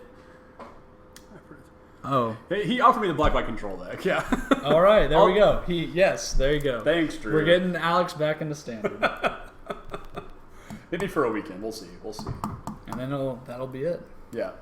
So I think that was the end of our spoilers. According to our tabs open, that is the end of our spoilers. Yes. Which also brings us to the end of the show for tonight. Oh, man. This is kind of a quick one in comparison to what we typically do. Yeah. But this has been a fun experiment, and I think we're going to do more of this. Yeah. Definitely. This has been entertaining. So for all of you guys listening out there on the podcast, feel free to give us more of the questions so that we can go over them here And if you want to actually see us answer your questions, like see how awesome Alex's hair is. And that was discussed last night on the stream. I'm a little embarrassed to admit that. Hey, and my beard got a compliment even though it's like been shaved. It did. But once Sean pops up on the stream, everyone's going to be like, oh, Sean, your beard. Yeah. So it'll be great. So I think we're going to do more of this. This has been pretty cool. The setup is a little wonky. There are no less than 3 monitors going right now, 2 computers, and multiple mice on the table you guys can't see. And a phone in order to watch the Twitch chat. So we'll figure this all out more. Eventually. Yeah. And if you've been listening to this, over on MTG Cast, and it just sounds a little disjointed, it's because this is a brand new experience for all of us. Feels like the first time. Feels like the very first time. Oh yeah. But isn't it actually the 44th time? I've been waiting a lifetime. Oh, man. This also happened a lot last night on the stream, except he actually got the music. Yeah, video. we were voguing last night on the stream, so that was fun. I got to learn some new vocabulary words. Yes. Yes, Josh, we'll be needing pointers on how to make this thing work correctly. Because my home studio looks like a... We have a makeshift setup. It's makeshift, That's a good makeshift setup. Imagine a screen right here that has a logo on it. It's looking a lot more professional. Maybe a skyline or something. A skyline of Ravnica. Oh, man. Photoshoppers out there, get on that one. I need it. So. Oh, man. Josh is hating. All right, so. Yeah, like I said, that wraps it up for this week. If you've enjoyed this, check out the YouTube channel and the Twitch channel that has all of our past recordings, all of our streams. It's all going up there. Comment, like, subscribe, and all of that. Tell if you want to see different things. We'll do more. This whole summer is a summer of experimentation for the stream thing we're doing. So, and for those of y'all who are used to the episodes coming out on Tuesdays, we're probably going to go back to doing that, and then the streams will be on Thursday. Yes. So we record on Monday night, release on Tuesday, stream on Thursday night, so you guys have, a bit of a gap. Aw, we love you too, Josh. No, you don't like my singing? Ooh. It must not be going through very well. I mean, we have a lot of things running. Yeah, probably true. In person, it's much better, isn't it, Steven? It is of an acceptable quality. That is rather enjoyable. Oh, thanks. Thanks. So, yeah. Final thoughts, Steven, for tonight? Let's do it again. Let's do it again, yeah. So, check us out every week on MTG Cast. Weekly episodes over there. YouTube now, Twitch now. Find us on Twitter at EOT Newsflash. Find us on Facebook, EOT Newsflash. Send love, hate, and respect to eotnewsflash@gmail.com. Find Steven at on Twitter. @SpellPierce on Twitter. Yeah. So this has been sweet. Thanks for listening, guys, and we will talk to y'all next. Oh boy, this could be a trick. Oh man. There we go. There's the mouse. We'll talk to you guys next week. Thanks for listening, guys. Boom! All right. So the recording is now over. What do you guys think? Yik yak. No, Mike. No yik yak. We can probably pull up the actual... And Joss, yes, we don't necessarily have alcohol at this recording of the EOT Newsflash. No. Because I have to drive home, and, I guess reasons. So we spiked at about 9 listeners, I believe, tonight, so that's pretty sweet. Yeah, it's pretty solid. Yep. So, yeah. So now, shall we play some Legacy for the folks who are still around? Yeah. So, yes. Yeah, what we were doing, Josh, we were doing a little bit of an intro for everybody watching, and then actually starting the episode proper, and then ending the episode proper, and then doing like a post and pre-show thing, so... Due to confuse, but pulled it out of the... Thanks, Mike. Thanks. Yeah, that's definitely fair. It'll just be a work in progress. Yeah, the setup is super bizarre right now. Like I said, that there are 3 monitors going right now. It's a bit of a cluster right now, honestly. So, do you want to play some Legacy, Steven? Do you guys want to see us play some Legacy? If you want to, you can mention that you want to see us play Legacy. And it's okay if you guys just, don't want to watch us play Legacy. Yeah, but Alex is gonna play some. I'm gonna play Charlotte Sultai. Charlotte Sultai for what, the first time, or the relatively pretty first much time? The first time. Okay. Yeah. We're gonna watch him force a will at life in the moment. It'll be great. Yeah. I put surgical attraction on the main board. Oh, okay. No, I didn't really do that. Play Legacy. All right, we have one vote for Play Legacy. Okay, cool. We're gonna reset, Move the setup around, and then get started playing Legacy, guys. So, tis no vintage. It is not vintage. Yeah. Yeah, no. So, hey, so the here, I'll go back down so that we can actually communicate. So for the vintage proxy tournament that's coming up, you've got to shoot me a storm list. How about that? It should be fun. Let's see. What's the? So we need to start the colored playmats to do this. Yes, we do. We can move the laptop out of the way. I'm just gonna shut this thing down, actually. Oh wait, we can pull the Twitch chat up on the other monitor. Sorry for my head being cut off for the time being, but we will get back to both Alex and I momentarily. Yep. All right. Move the chairs. All right. Here we go. All right. So you only got one map? I got my map. Oh, okay, gotcha. Okay, cool. All right. I'm gonna save and export all of this stuff real quick so we don't lose it. Save project. Yep, I know. Just does that for now. Oh man, Josh has lots of storms lists. That makes me excited. That doesn't surprise me at all about Josh. So, yeah, just I guess shoot me your top ones, and I'll just try and pilot through some of them. Kind of curious what your take is on like the number of like Time Twister, Wheel of Fortune effects. So yeah, that'll be kind of interesting. All right, sweet. There we go. Okay. You can use the Candace mat. All right. Her name is Candace. All right. So let's situate this a little bit more. Yeah. Sorry about the straight shot to my armpit. My apologies, everyone. I'm sure that's just what y'all were wanting to see on a All right, let's make sure. Wednesday night. All right. Well, camera, we believe in you. All right. There we go. All right. Oh wait, no. You brought that up. Okay, see if we can get that camera to focus a little bit. Move the mic.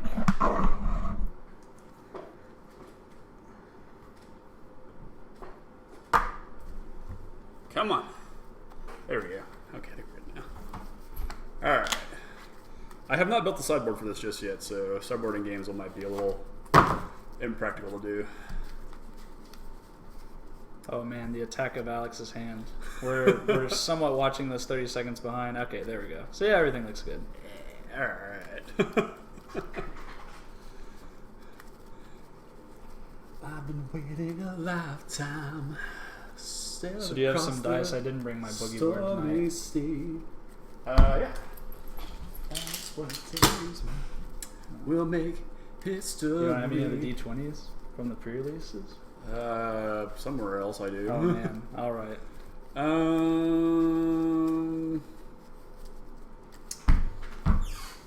Yeah, open up that that box right there. So you can just pull that drawer out, and there's gonna be a pencil bag in there. Got it. Yep. That is full of dice. All right, let's see here. Literally nothing but pre-release dice in there. There's a pen in that. Some other pre-release goodies. Yeah. All right. So for those of y'all sticking around, Yep. we shall play a couple games. Yeah. Get the general consistency of how this matchup goes for Alex, because I've played it enough. I'm It's assuming fine. this is gonna be bad. It's okay. We're gonna teach him how to play Deathrite Shaman on turn 1. That's basically what's gonna happen. Mulligan until we find Deathrite Shaman, I guess. It's a good one, but then you better hope I don't have Mox Diamond into Punishing Fire. That's true. All right. So these dice might be a little hard to see. Yeah, Oh, they're not visible. You can't tell who's at what life total. We will verbally update y'all and give it a go. Yeah, it's just... And eventually we'll try and get a better setup to where you can actually see us and the board, but that's going to involve multiple cameras, more time than we were able to put into this episode. Yeah. It'll be great. We'll figure it out. I think this is acceptable here. I can keep this. I don't think my deck was actually randomized. Because I had a lot of the same cards. It would have been perfectly fine as long as you didn't have a Force of Will. Ah. So, well. Ta-da. I was about to show the camera my hand. Yeah, do it. Go for it. I want to look. Show them what you decided to keep. But then you can see it on the stream, Yeah, like 30 seconds later. That's okay. Yeah, I'll be nice. Just don't look. Yeah, his hand is fine. All right. We'll see. We'll see. Oh, I'll go into 6. Mind the play? Do you want to be? I'm gonna play. All right. Oh, this is a weird hand. This is a weird hand. You keep I think it's fine. It's not the best. But yeah. We're gonna keep this and then scry. So here you go. Here you go, I can't everybody. look. Can't look. So it's kinda hard to see. I have foily cards, and once Josh and I work out the foil crop rotations, then that hand will also be a lot harder to see as well. Alright. You good? I'm gonna scry one because I'm gonna need that. Alright. We're gonna actually leave that on top. That's interesting. Alright, let's do this. Underground Sea, Ancestral Vision. Yep. Go ahead. Sure. And that felt good. Forest, your go. Unsap. Trigger. 3 counters. Draw. I think we get some on main phase. Brainstorm? Sure.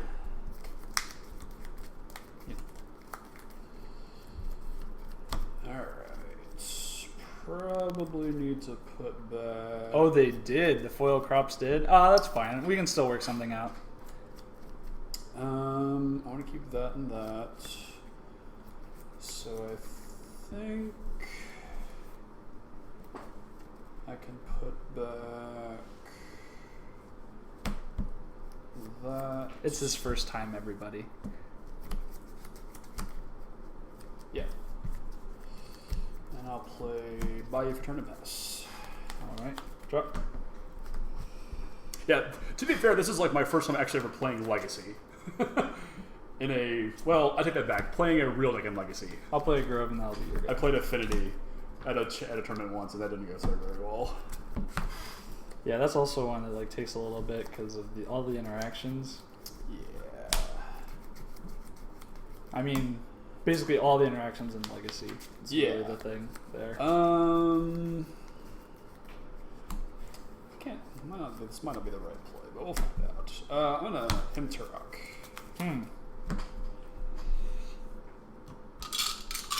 I'm gonna draw a card with Tranquil Thicket in response. Okay. You will gain a life. Okay. I go to 21. Yep. That'll be green, and I'm going to crop rotate, sacking my forest as an additional cost.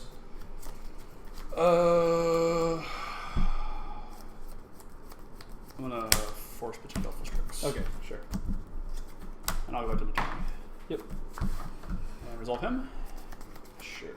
Alright, so you have how many cards? 5 now. 5? Alright, so 6 is a reroll. Yep. 1, 2, 3? Yep. Fourth, 5, 6 is a reroll.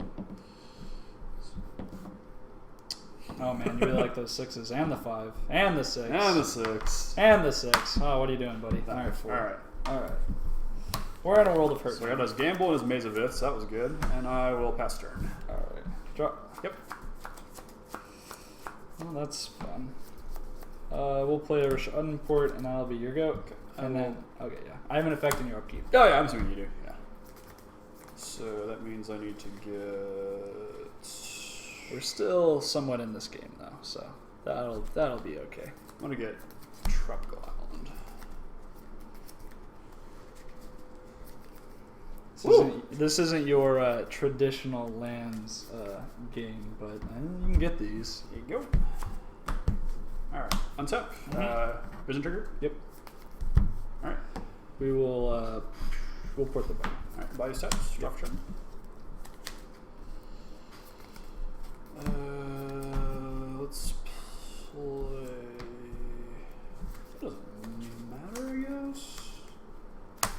I'll go down to 19. Mm-hmm. 19. So yeah, if you guys are still in the chat, feel free to, make any comments or anything like that. Ask us questions and stuff. This is literally just post-show now. We're just goofing around now. Yep. We're going to play some Legacy anyway, and we decided we would play with all of y'all as well. Yeah. So, you're welcome.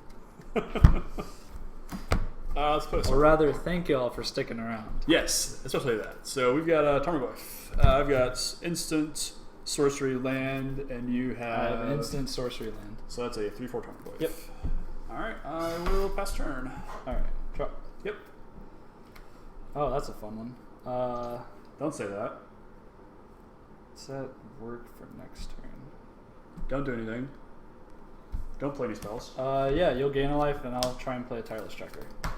That's fine. You got 20. Yep. Okay, you're good. Untap. Last trigger. Yep. Myself. Draw 3. Yeah, draw a million. Draw the Abrupt Decay. Get rid of the Tracker. 3. It's kind of an interesting one-up to turn? just, hit in my opener. Or it's hit in my hand there. Well, this is kind of gross of what I've been drawing. This is the one that's... Yep. Pushes go it to was 4. Yep. For 4. 16. And I'm going to play Wasteland, and I think I want to go ahead and waste the Thespian stage. Okay. I think that's correct. And I will pass the turn. Alright. Drop. Yep. Interesting. Don't say that.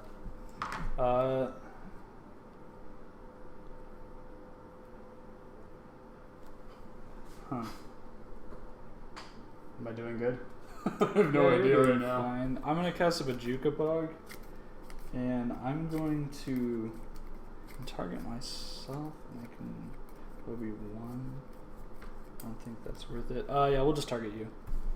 My graveyard? Yep, it's all exiled. No! So does that change? Nope, it doesn't. Cool. I had it all here too. So that'll be your go.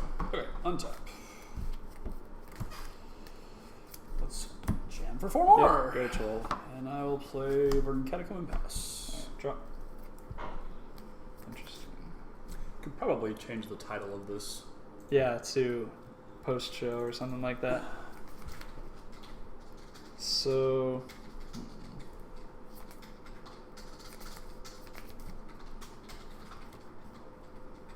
I'm gonna play a Wasteland of my own. Did I spell that right? No, I didn't. Lefacy. Oh man, the misspells Yep. are glorious. That is a Wasteland. All right, so I'll play Wasteland and I'll pass the turn. Alright, I'll cut curtains. Yep. There is something that is tactilely, is that a word, tactilely? Tactilely cool feeling about playing with legacy cards. Yeah. Like, you look at your deck and you see like Forcibles and Wastelands and stuff. So I'm back at 19? Yeah, I believe so. So one of the other things that's kind of important about fetches though on Legacy is if you're playing Brainstorm, it's typically correct to just leave your fetches if possible. Because Yes. if you ever draw a Brainstorm, it just makes them that much better. Well, that's why I'm holding on to these two in my hand. Okay. I was unaware of this. I will swing for 4. I'll go to 8. Alright, and I will cast... Another him. Oh no. Yeah, I'm going to him again. Alright. Him again? Situation. You'll gain a life and I'll try and crop rotate my Bajuka Bog. Yeah, that happens. Okay. So this will get discarded anyway. We're gonna go for... So I got a 20.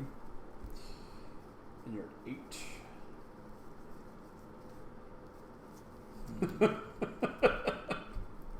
So this whole time Drew was trying to get me to read this joke he sent me where it's the Decimator of Provinces and it's Hamracool like a pig. That's an Eldrazi. The Eldrazi pig. Get it, guys? It's hilarious. So I went and searched up a Mazavith. No, why did you do that? Because I would prefer not to die. And if I actually search for a Dark Depths, if I get the Dark Depths, I have more tools in here Oh yeah, you are just, but you're just hellbent at that point now, aren't you? Yeah, I am. Yeah, because of the. So you took the 4 damage. Yep. Yeah, I got an 8. Yep. Go ahead. All right, draw. Yep. All right, that's fine. You go. Yep. Okay. We will port Trop in Underground Sea. Okay. Fortunately, we have all our colors online. Drop for 2. Play Wasteland for turn? Yep. Let's go ahead and waste the maze. Sure. Swing 4. Go for. And I'll pass turn. All right. Draw. All right, that's not gonna do it. Woo! Legacy's fun, guys. Yeah, I had a really weird hand where it relied on double crop rotation, so I could have assembled the combo that way, and I knew what you were playing, but in the dark, on a hand like that at 6, it's fine. There's not as much acceleration, and I still have the ability to go tutor up for the Haymaker lands, like Tabernacle or Bajuka Bog, that are good enough against the decks that I would need them, that it's an okay keep most of the time. That makes sense. It's the Force of Will decks that make that keep difficult. Yeah. So has the show title changed at all then, Josh, or is it still just showing? No, he's just saying for them it doesn't make that much of a difference. Oh, that's true. Yeah. It's just letting people who like pop in know that we are done with the stream. Just so who else is in the chat right now, guys? Josh is in here. We're in here. Who else is in here right now? I'm afraid to it's okay. mass shuffle those. Oh yeah, no. You basically learn to shuffle very gently whenever you're playing with a lot of money in your hands. Yeah, I'll keep this hand. I will keep this hand as well. This gets to do lands things. Cool. All right, so we're gonna go Taiga, Gamble. Yeah. Okay. Riffle it. Oh no. Would never. Oh. Would never. Seeing as how much Tabernacle's been jumping up, no, thank you. I also just upgraded to the Judge Pro Mauritian ports, which feels really sweet. So. Oh no, Game of Thrones Season 7 has been delayed. That sucks. Wow. Read that later. Alright, so we got 6 cards. So I think you just grab a card at random? Yep. Or is it just with my choice? Yeah, it's either. I mean, it's at random. But oh, okay. 1 by 6. either way. 1 through 6. Like you pointing at it, I shuffled it up. 4. Alright. You got a Thespian stage. Cool. My draw. Yep, here we go. Oh man, I can't wait to start triggering Josh because I'm going to start saying Dredge because I'm not at a competitive event. Alright. His ears are just going to perk up from afar. I don't know if I need to play the fetch lane or if this is the correct line to take here, but I'm going to go with the fetch lane. Sure. And pass. Alright. I don't know if that was the correct line to start with. I'm going to start with Wooden Foothills. Yep. Molten Vortex. To creature a player? That's fine. Okay, I'm going to fetch. Yep. Well, that's kind of a problem now. Come on, Abrupt K. I'm assuming this is dying. It will. I'm going to throw a chasm at it if that's okay. Seems like overkill. Hey, I've thrown churches at people. It's pretty great. Or rather a tabernacle. But there you go. Okay, that's fair. It's dead. Yep, here we go. Well, let's brainstorm right now. Sure. Looking for action. Looking for something. He says he'll log off so he doesn't have to listen to me dredging. This is fair, I guess. Alright, let me think. I still need to get those German life loans so it doesn't sound rude whenever I just start saying last bargain. That's how I don't catch all the judges at all the legacy events I go to. Put these 2 back. And it's a real struggle. You could say it's Pass an turn. eternal struggle. Gosh. Drop. Stop it! So now we get to teach Alex the joys of Wasteland blocks. So we're going to Wasteland you. Oh, you got life in your hand? I do. That's what I gambled for. Yep, that happens. Alright. And that'll be... Here we go.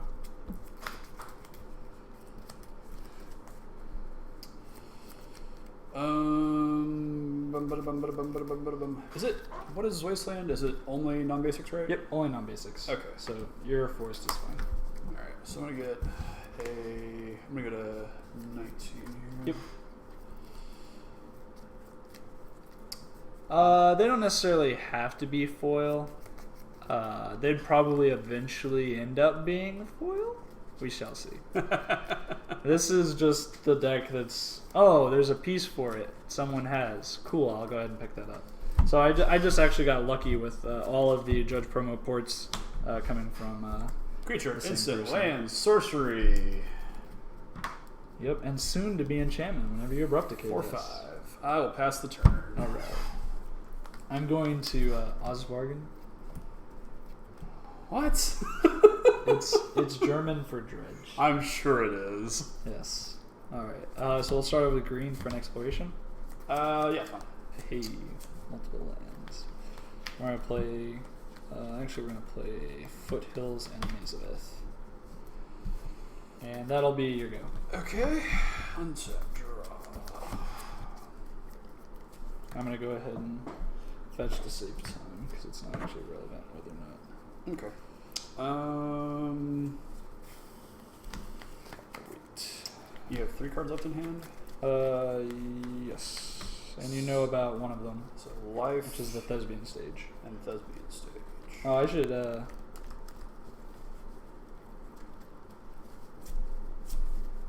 Maybe I can get like. Should actually tap the mana. That would be appreciated. So this is actually back in there, and we played that. My apologies. Sure. All right, I'll going search for it in a moment. You have a Wasteland in your hand as well. Yep. This could be a mistake. But we're going to go to an 18.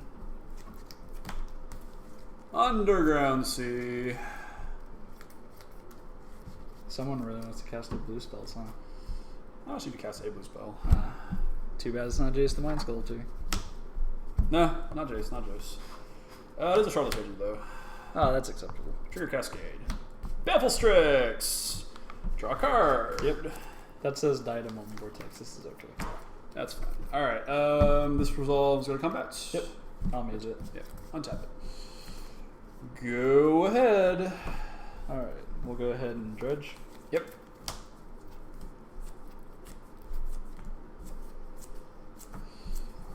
Life goes back to hand. Yep. We'll play 1, 2, Wasteland the Sea. Yep. Go ahead and crack. Yep. Go to, I believe, Phoenix 18? Mm-hmm. No, I think, yeah, no, I led with the Tiger. Yeah. Yep, so that's 18.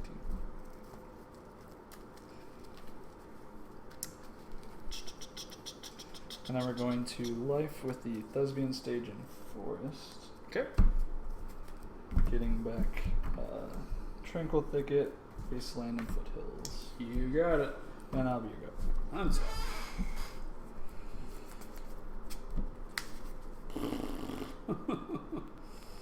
You have what cards in hand currently? I have Thicket, Wasteland, Foothills. God, this discard spells just like suck against this deck. Just a little bit. Like I've got like hymns and Liliana's in hand, just does absolutely nothing right now. That's why you play lands. Go to combat. Sure. So smooth everybody. We're gonna throw a hill at the Shardless Agent. Okay. And then we're gonna throw a Wasteland at the Strix. That bumps Goyf up to 5. And we'll maze the Goyf. Alright. Yep. Yep. We're both gonna discard a card. Sure. Discard Brainstorm. Yep. And that's got Goyf, instant, artifact, creature, land. I think there's an artifact now. So Yeah, I kept the Bubble Strix. Oh yeah, the Strix. Yeah. Instant, artifact, creature, land, sorcery? Yeah. So I 5, do. 6 is I have correct? a life. Yeah. Okay, cool. Go ahead. All right. That was a bargain. Sorry, I didn't do it last time. Yeah. Osvagen. You must Osvagen. Well, Okay. We will Thespian Stage Forest for the life. Get back Thicket. Wasteland Hills. Yeah. And then we're going to shoot Liliana. She did. And play Wasteland, get your Bayou, and that'll be your go. This game is over. This game is over. You having that, just the vortex on turn on was pretty gross. Yeah. It's that or Punishing Fire. Although I haven't really got to explode on you with Mox Diamond, typically people really dislike those hands. Yeah, so everybody who's watching, our local game store, Common Ground Games, is doing a Legacy event on Tuesday nights now. 15 proxy limit, and I'll probably be playing this and learning the ins and out of it because I love this deck. Or I might just build Grixis Delver instead. The pieces all line up pretty well. Yeah, both decks are pretty fun. It just, like, the nice thing about Legacy is you just get to find the deck that's for you, the one that you really enjoy playing. Yep. And there's pretty much almost anything is viable. I want to cast Jace the Mind Sculptor this game. All right. Well, I'm gonna make that a problem. I'm gonna make it a problem for you to make it a problem. Okay. We shall see. Well, my threat's better than your threat. Mulligan. Can I keep this? I'm gonna keep this. All right. It's. Would you like to show them your maybe sketchy keep since I can't see your hand? It's just Josh now. I don't want him to berate me any more than he already would. Oh, that's okay. Josh is good at judging things. He can judge your hand while simultaneously judging you. I think this is a keep.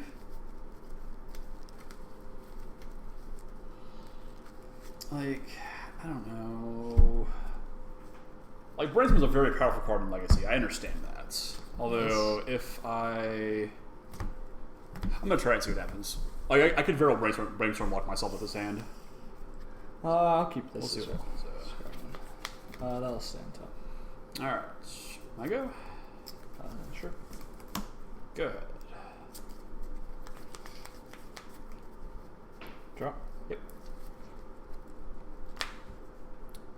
Go ahead. It'll be expired. I will draw for my turn. Okay.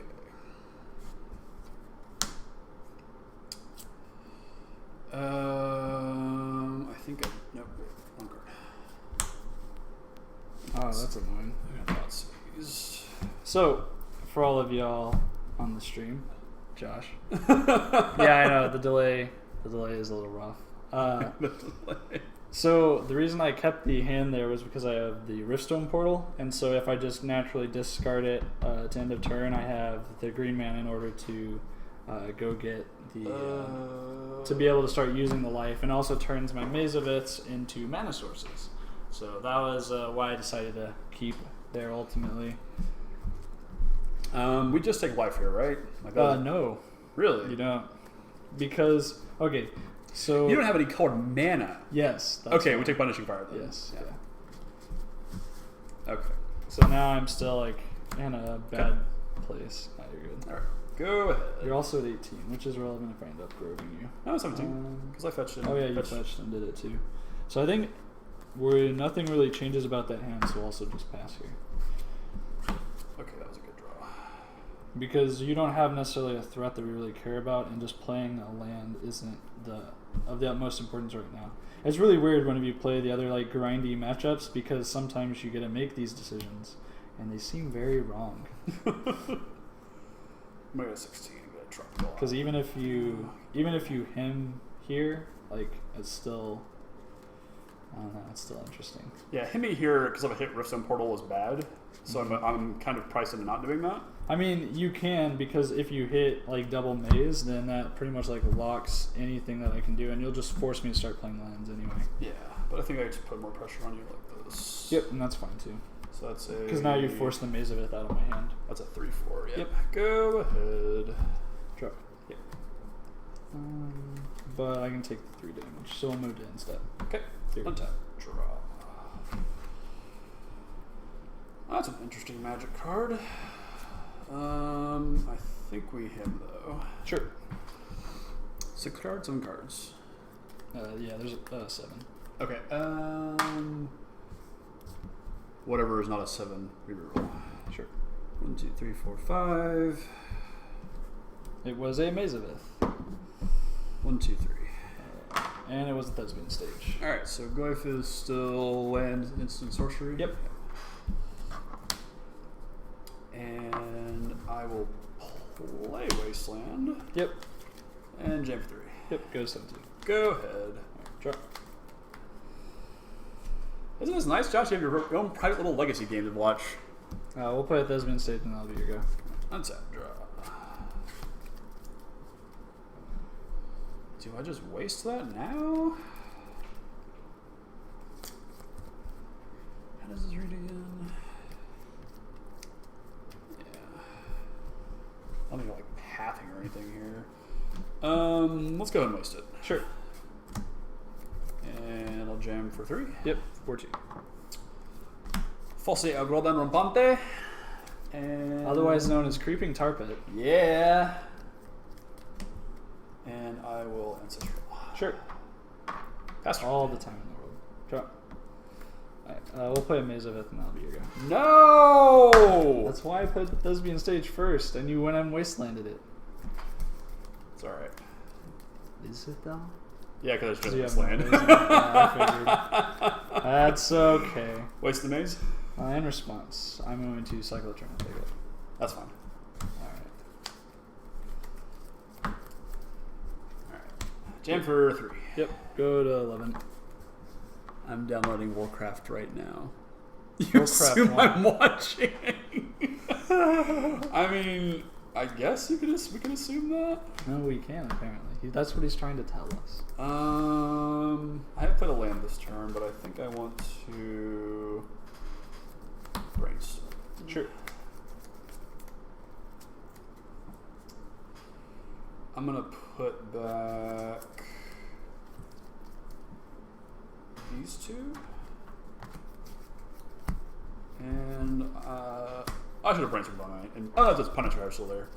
Cliff hasn't changed then. Put a land turn. Go ahead. Alright, draw. Yep. That was pretty good. We'll go Caracas. Yep. Tap it for green because of Riftstone Portal. Yep. Play an Exploration. That's fine. Play a Taiga. Tap it for red. Gamble. Sure. Okay.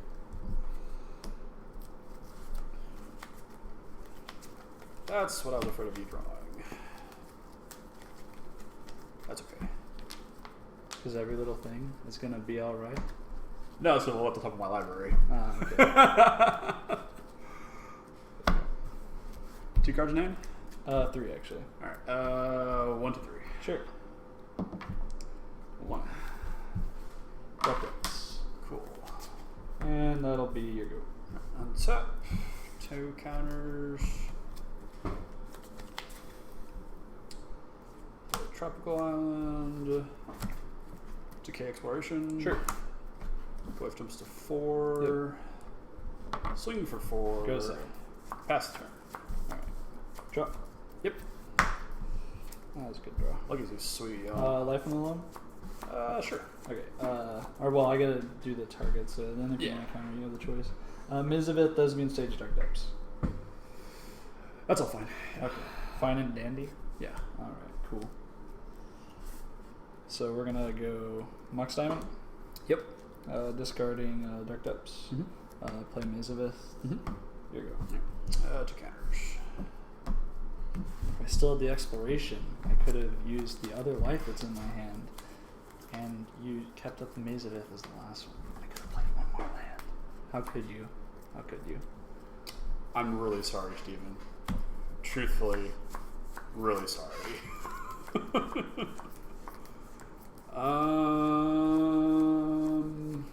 So I'm priced into wondering what I do here. Do I attack with Charpit and the Glyph? I think that's right. Despite the contents of my hand. Yeah, I think that's right. Let me hold up, baby. Yep. We'll For go ahead 7. and maze the Goy. Take 3, go to 4. Yep. Go ahead. Alright. I will go ahead and dredge. Yep.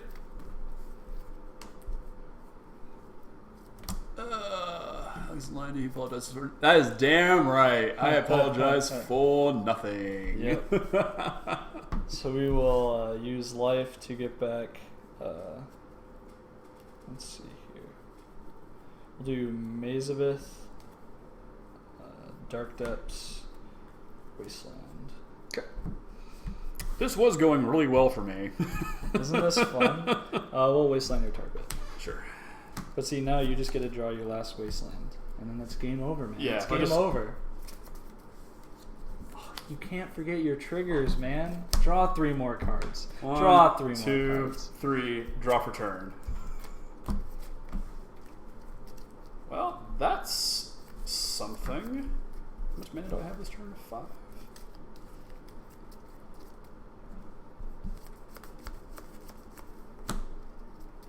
I think this is right. Yep.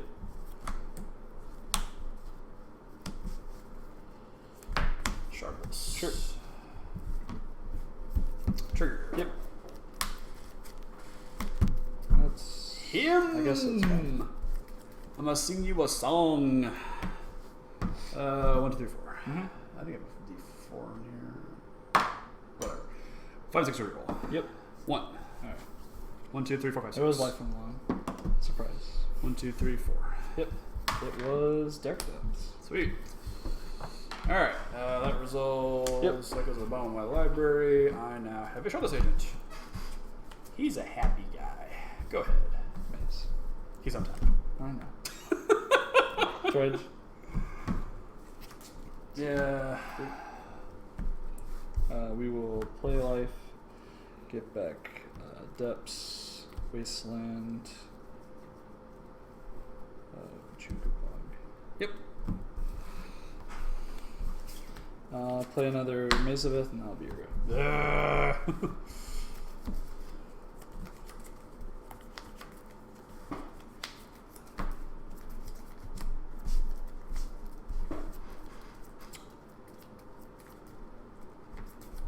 Jason Mine's good too. That's a good one. Alright, let me think. Alex gets to go into the tank. I'm pretty sure I just brainstorm here. Okay, 1, 2, 3.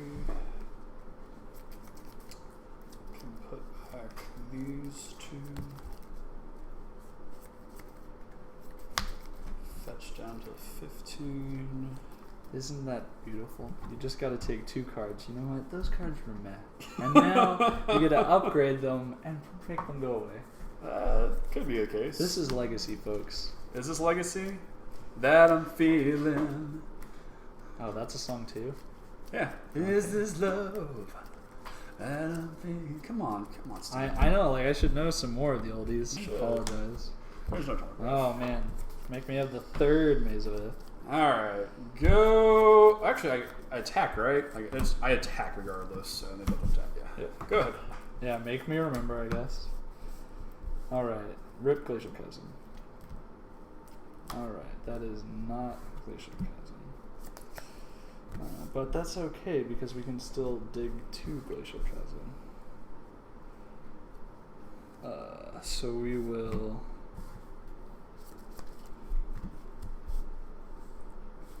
Yeah. We'll life. Target. Tranquil Thicket. Yep.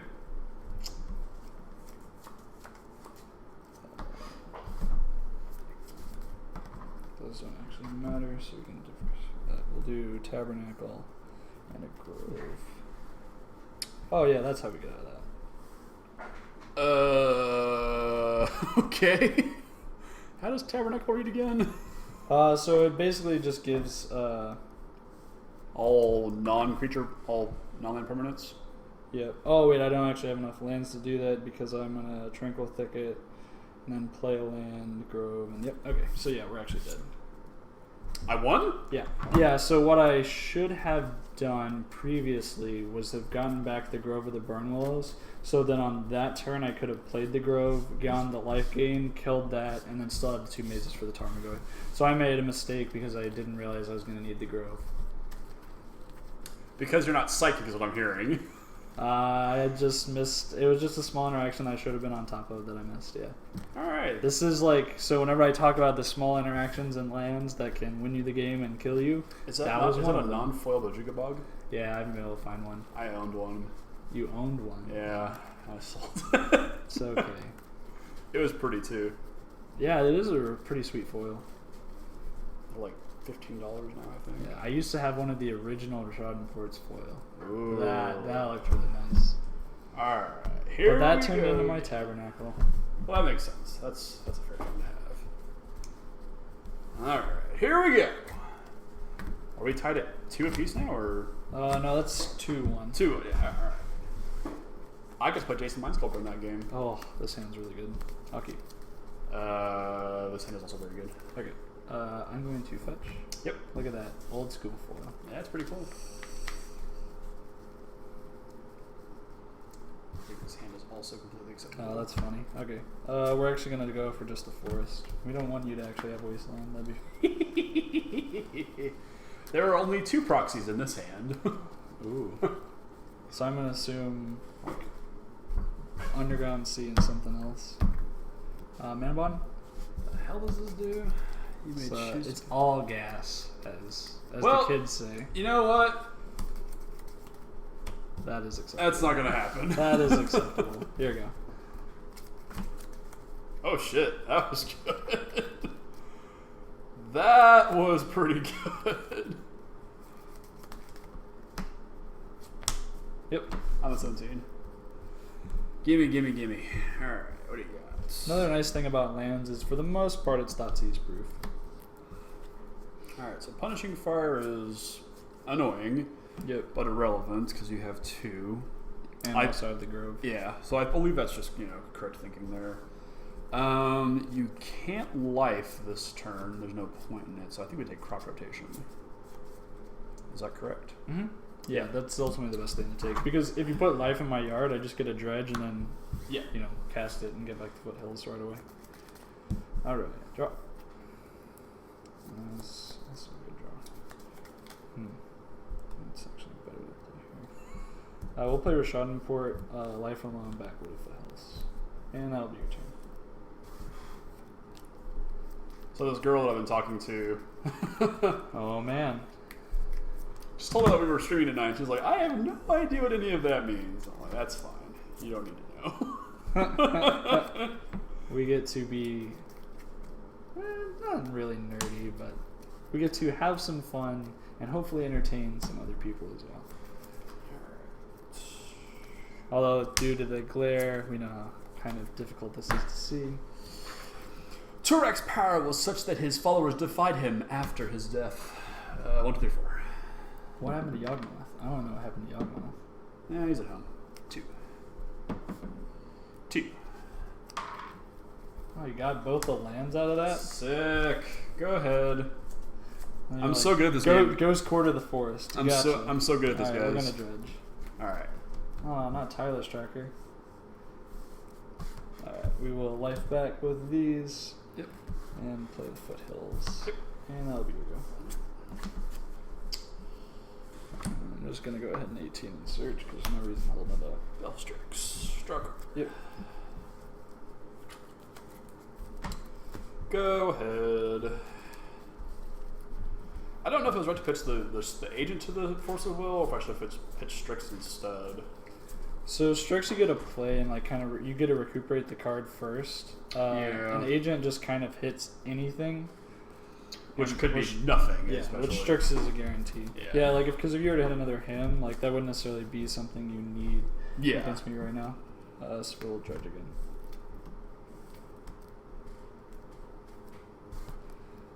Interesting. So we will life, and we will get back foothills and wasteland. Yep. And we get to start crushing some dreams. Yep. And that'll be your go.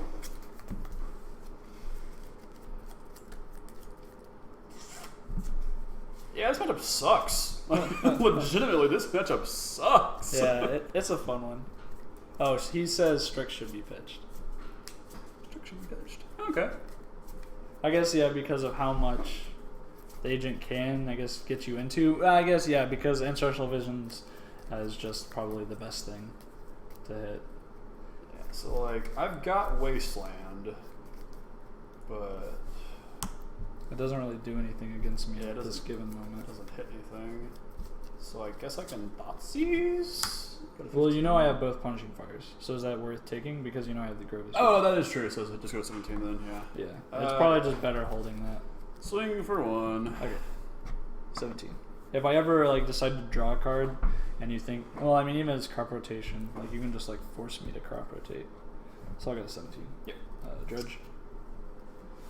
Yep. We'll go ahead and put the life on top and get back these 3. Yep. And we will Wasteland your buy. How on earth do you win this consistently? Like, how do I beat this matchup?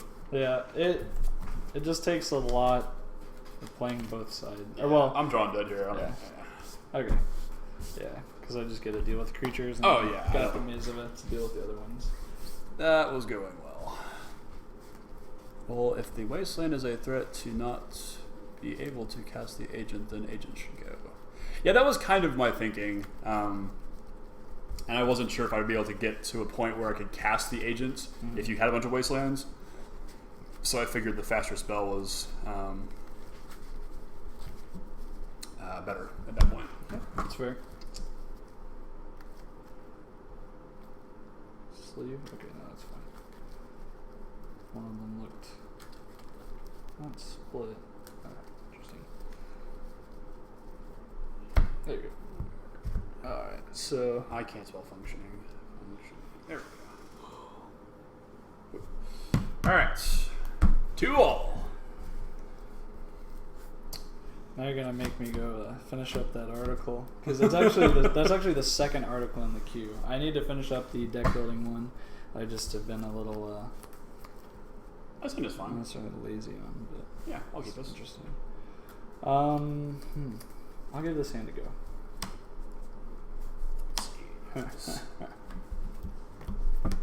You didn't need to have Thoughtseize there. I didn't? Yeah, well, for me, like I was gonna go gamble for a land, Okay. or gamble for life, and just hope that I drew land on the next one. All right. So I can't have the Taiga.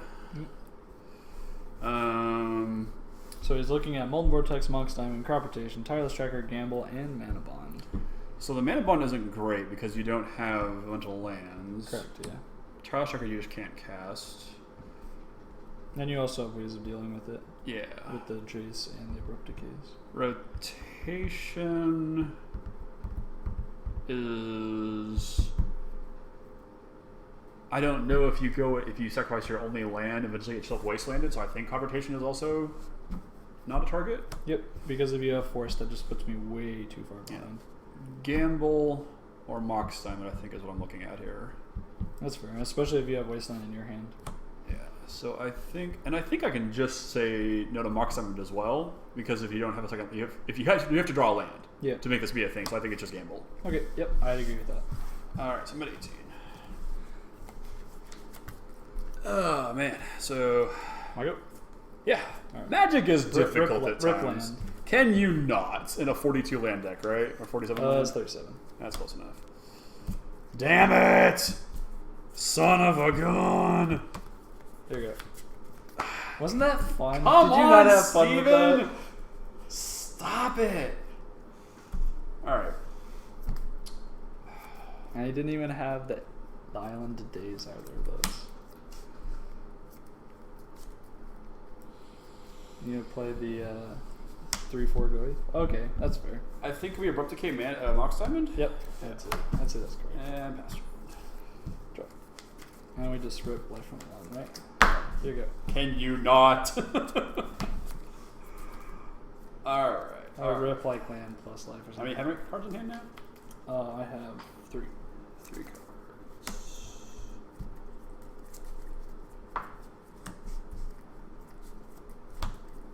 Ooh. 1, 2, 3, 4, 5, 6. Yep. 1, 2, 3, 4, 5. 1, 2, 3, 4, 5, 6. Yep. 1, 2, 3, 4, 3. Yeah. Yep. We got crop and crop. All right, cool. Go ahead. Here we go.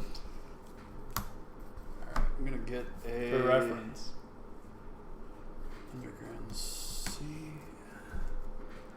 Oh, you can't look at it. I couldn't even tell what it was if you flashed it at the camera. Oh, it's about to be flashed at the camera. Is it? Yeah. I haven't drawn yet, right? I don't know. I have no idea. Yeah, there we go. Okay, I'm gonna look. All right, I'm gonna brainstorm endurance step. Sure.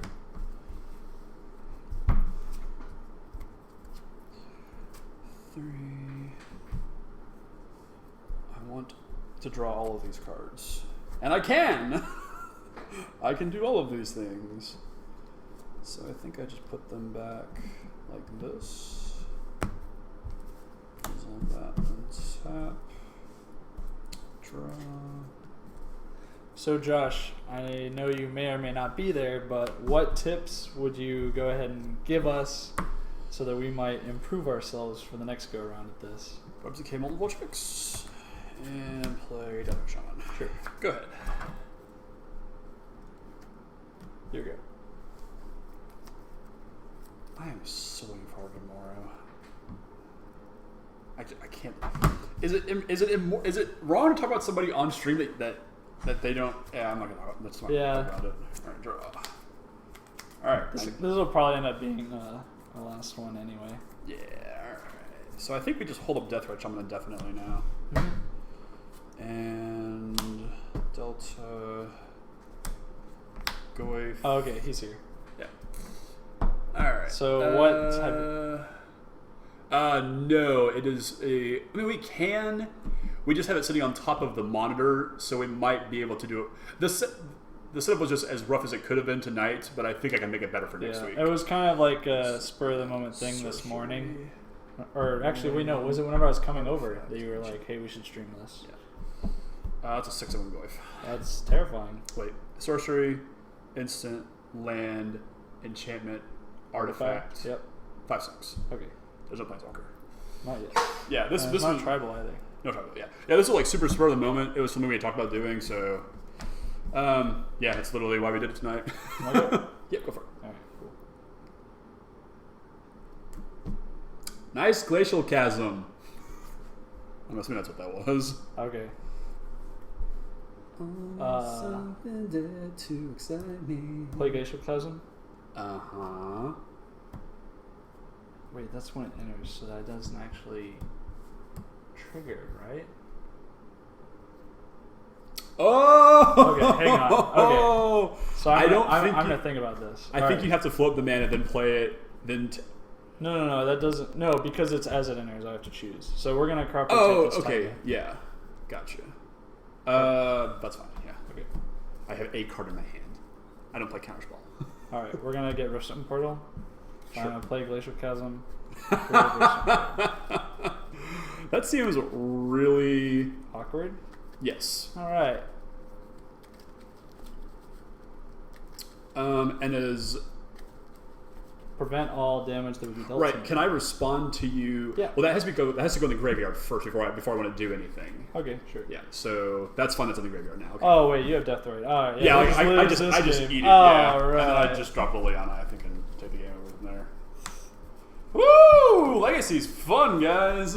I was like, wait, there's a thing. Oh yeah, no, there's Punishing Fire needed to kill the MTG bot as a mod.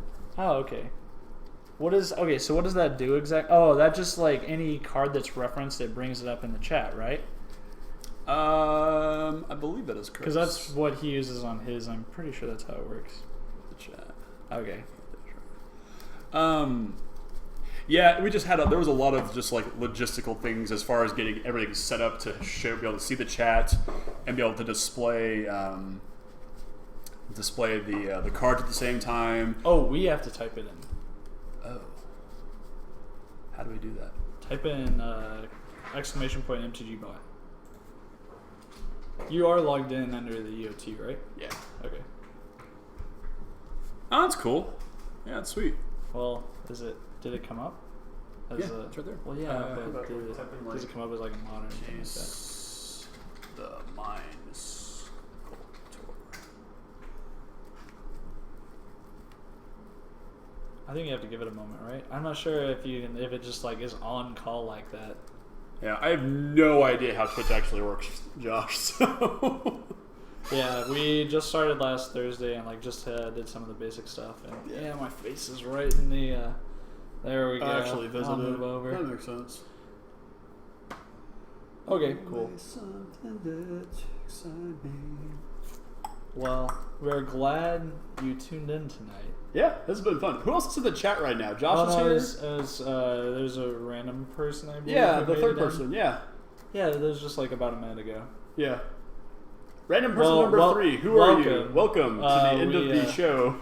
We previously did a podcast, the EOT News Flash, and we decided to play some Legacy, and now we're about No, it's not just you, No, Josh. he could be logging in on another account or looking at another computer. Oh, okay. He's being all sneaky and stuff. I mean, that's actually who our third viewer was for a while, because I was logged in. Oh, it was you? Because remember, we were using the Twitch chat. Yeah, so, oops.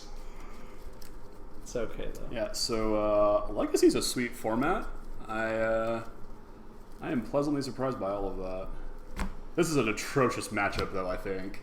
So a lot of people say that about lands, but once you get used to the matchup and you like start learning the ins and outs of it, it becomes a lot easier. Also, your board helps out a lot, I believe. Yeah, like that's pretty good. Hand's sick. Yeah, that hand is really good. It's Deathrite, Underground Sea, Vision, Agent, Delta, Brainstorm, Pulse. So yeah, that works. That works too. Yeah. Well, I think I need to head Magic. home. It's fantastic. Yeah. All this power. No one walker should have all this. But you say all this power. Josh is the only one here. Yes, Deathrite Shaman is the key card in this. Hey, I'm just saying, Jason the Mind Sculptor, baby. Yeah. Better than all. But Josh is the one here who really has the power.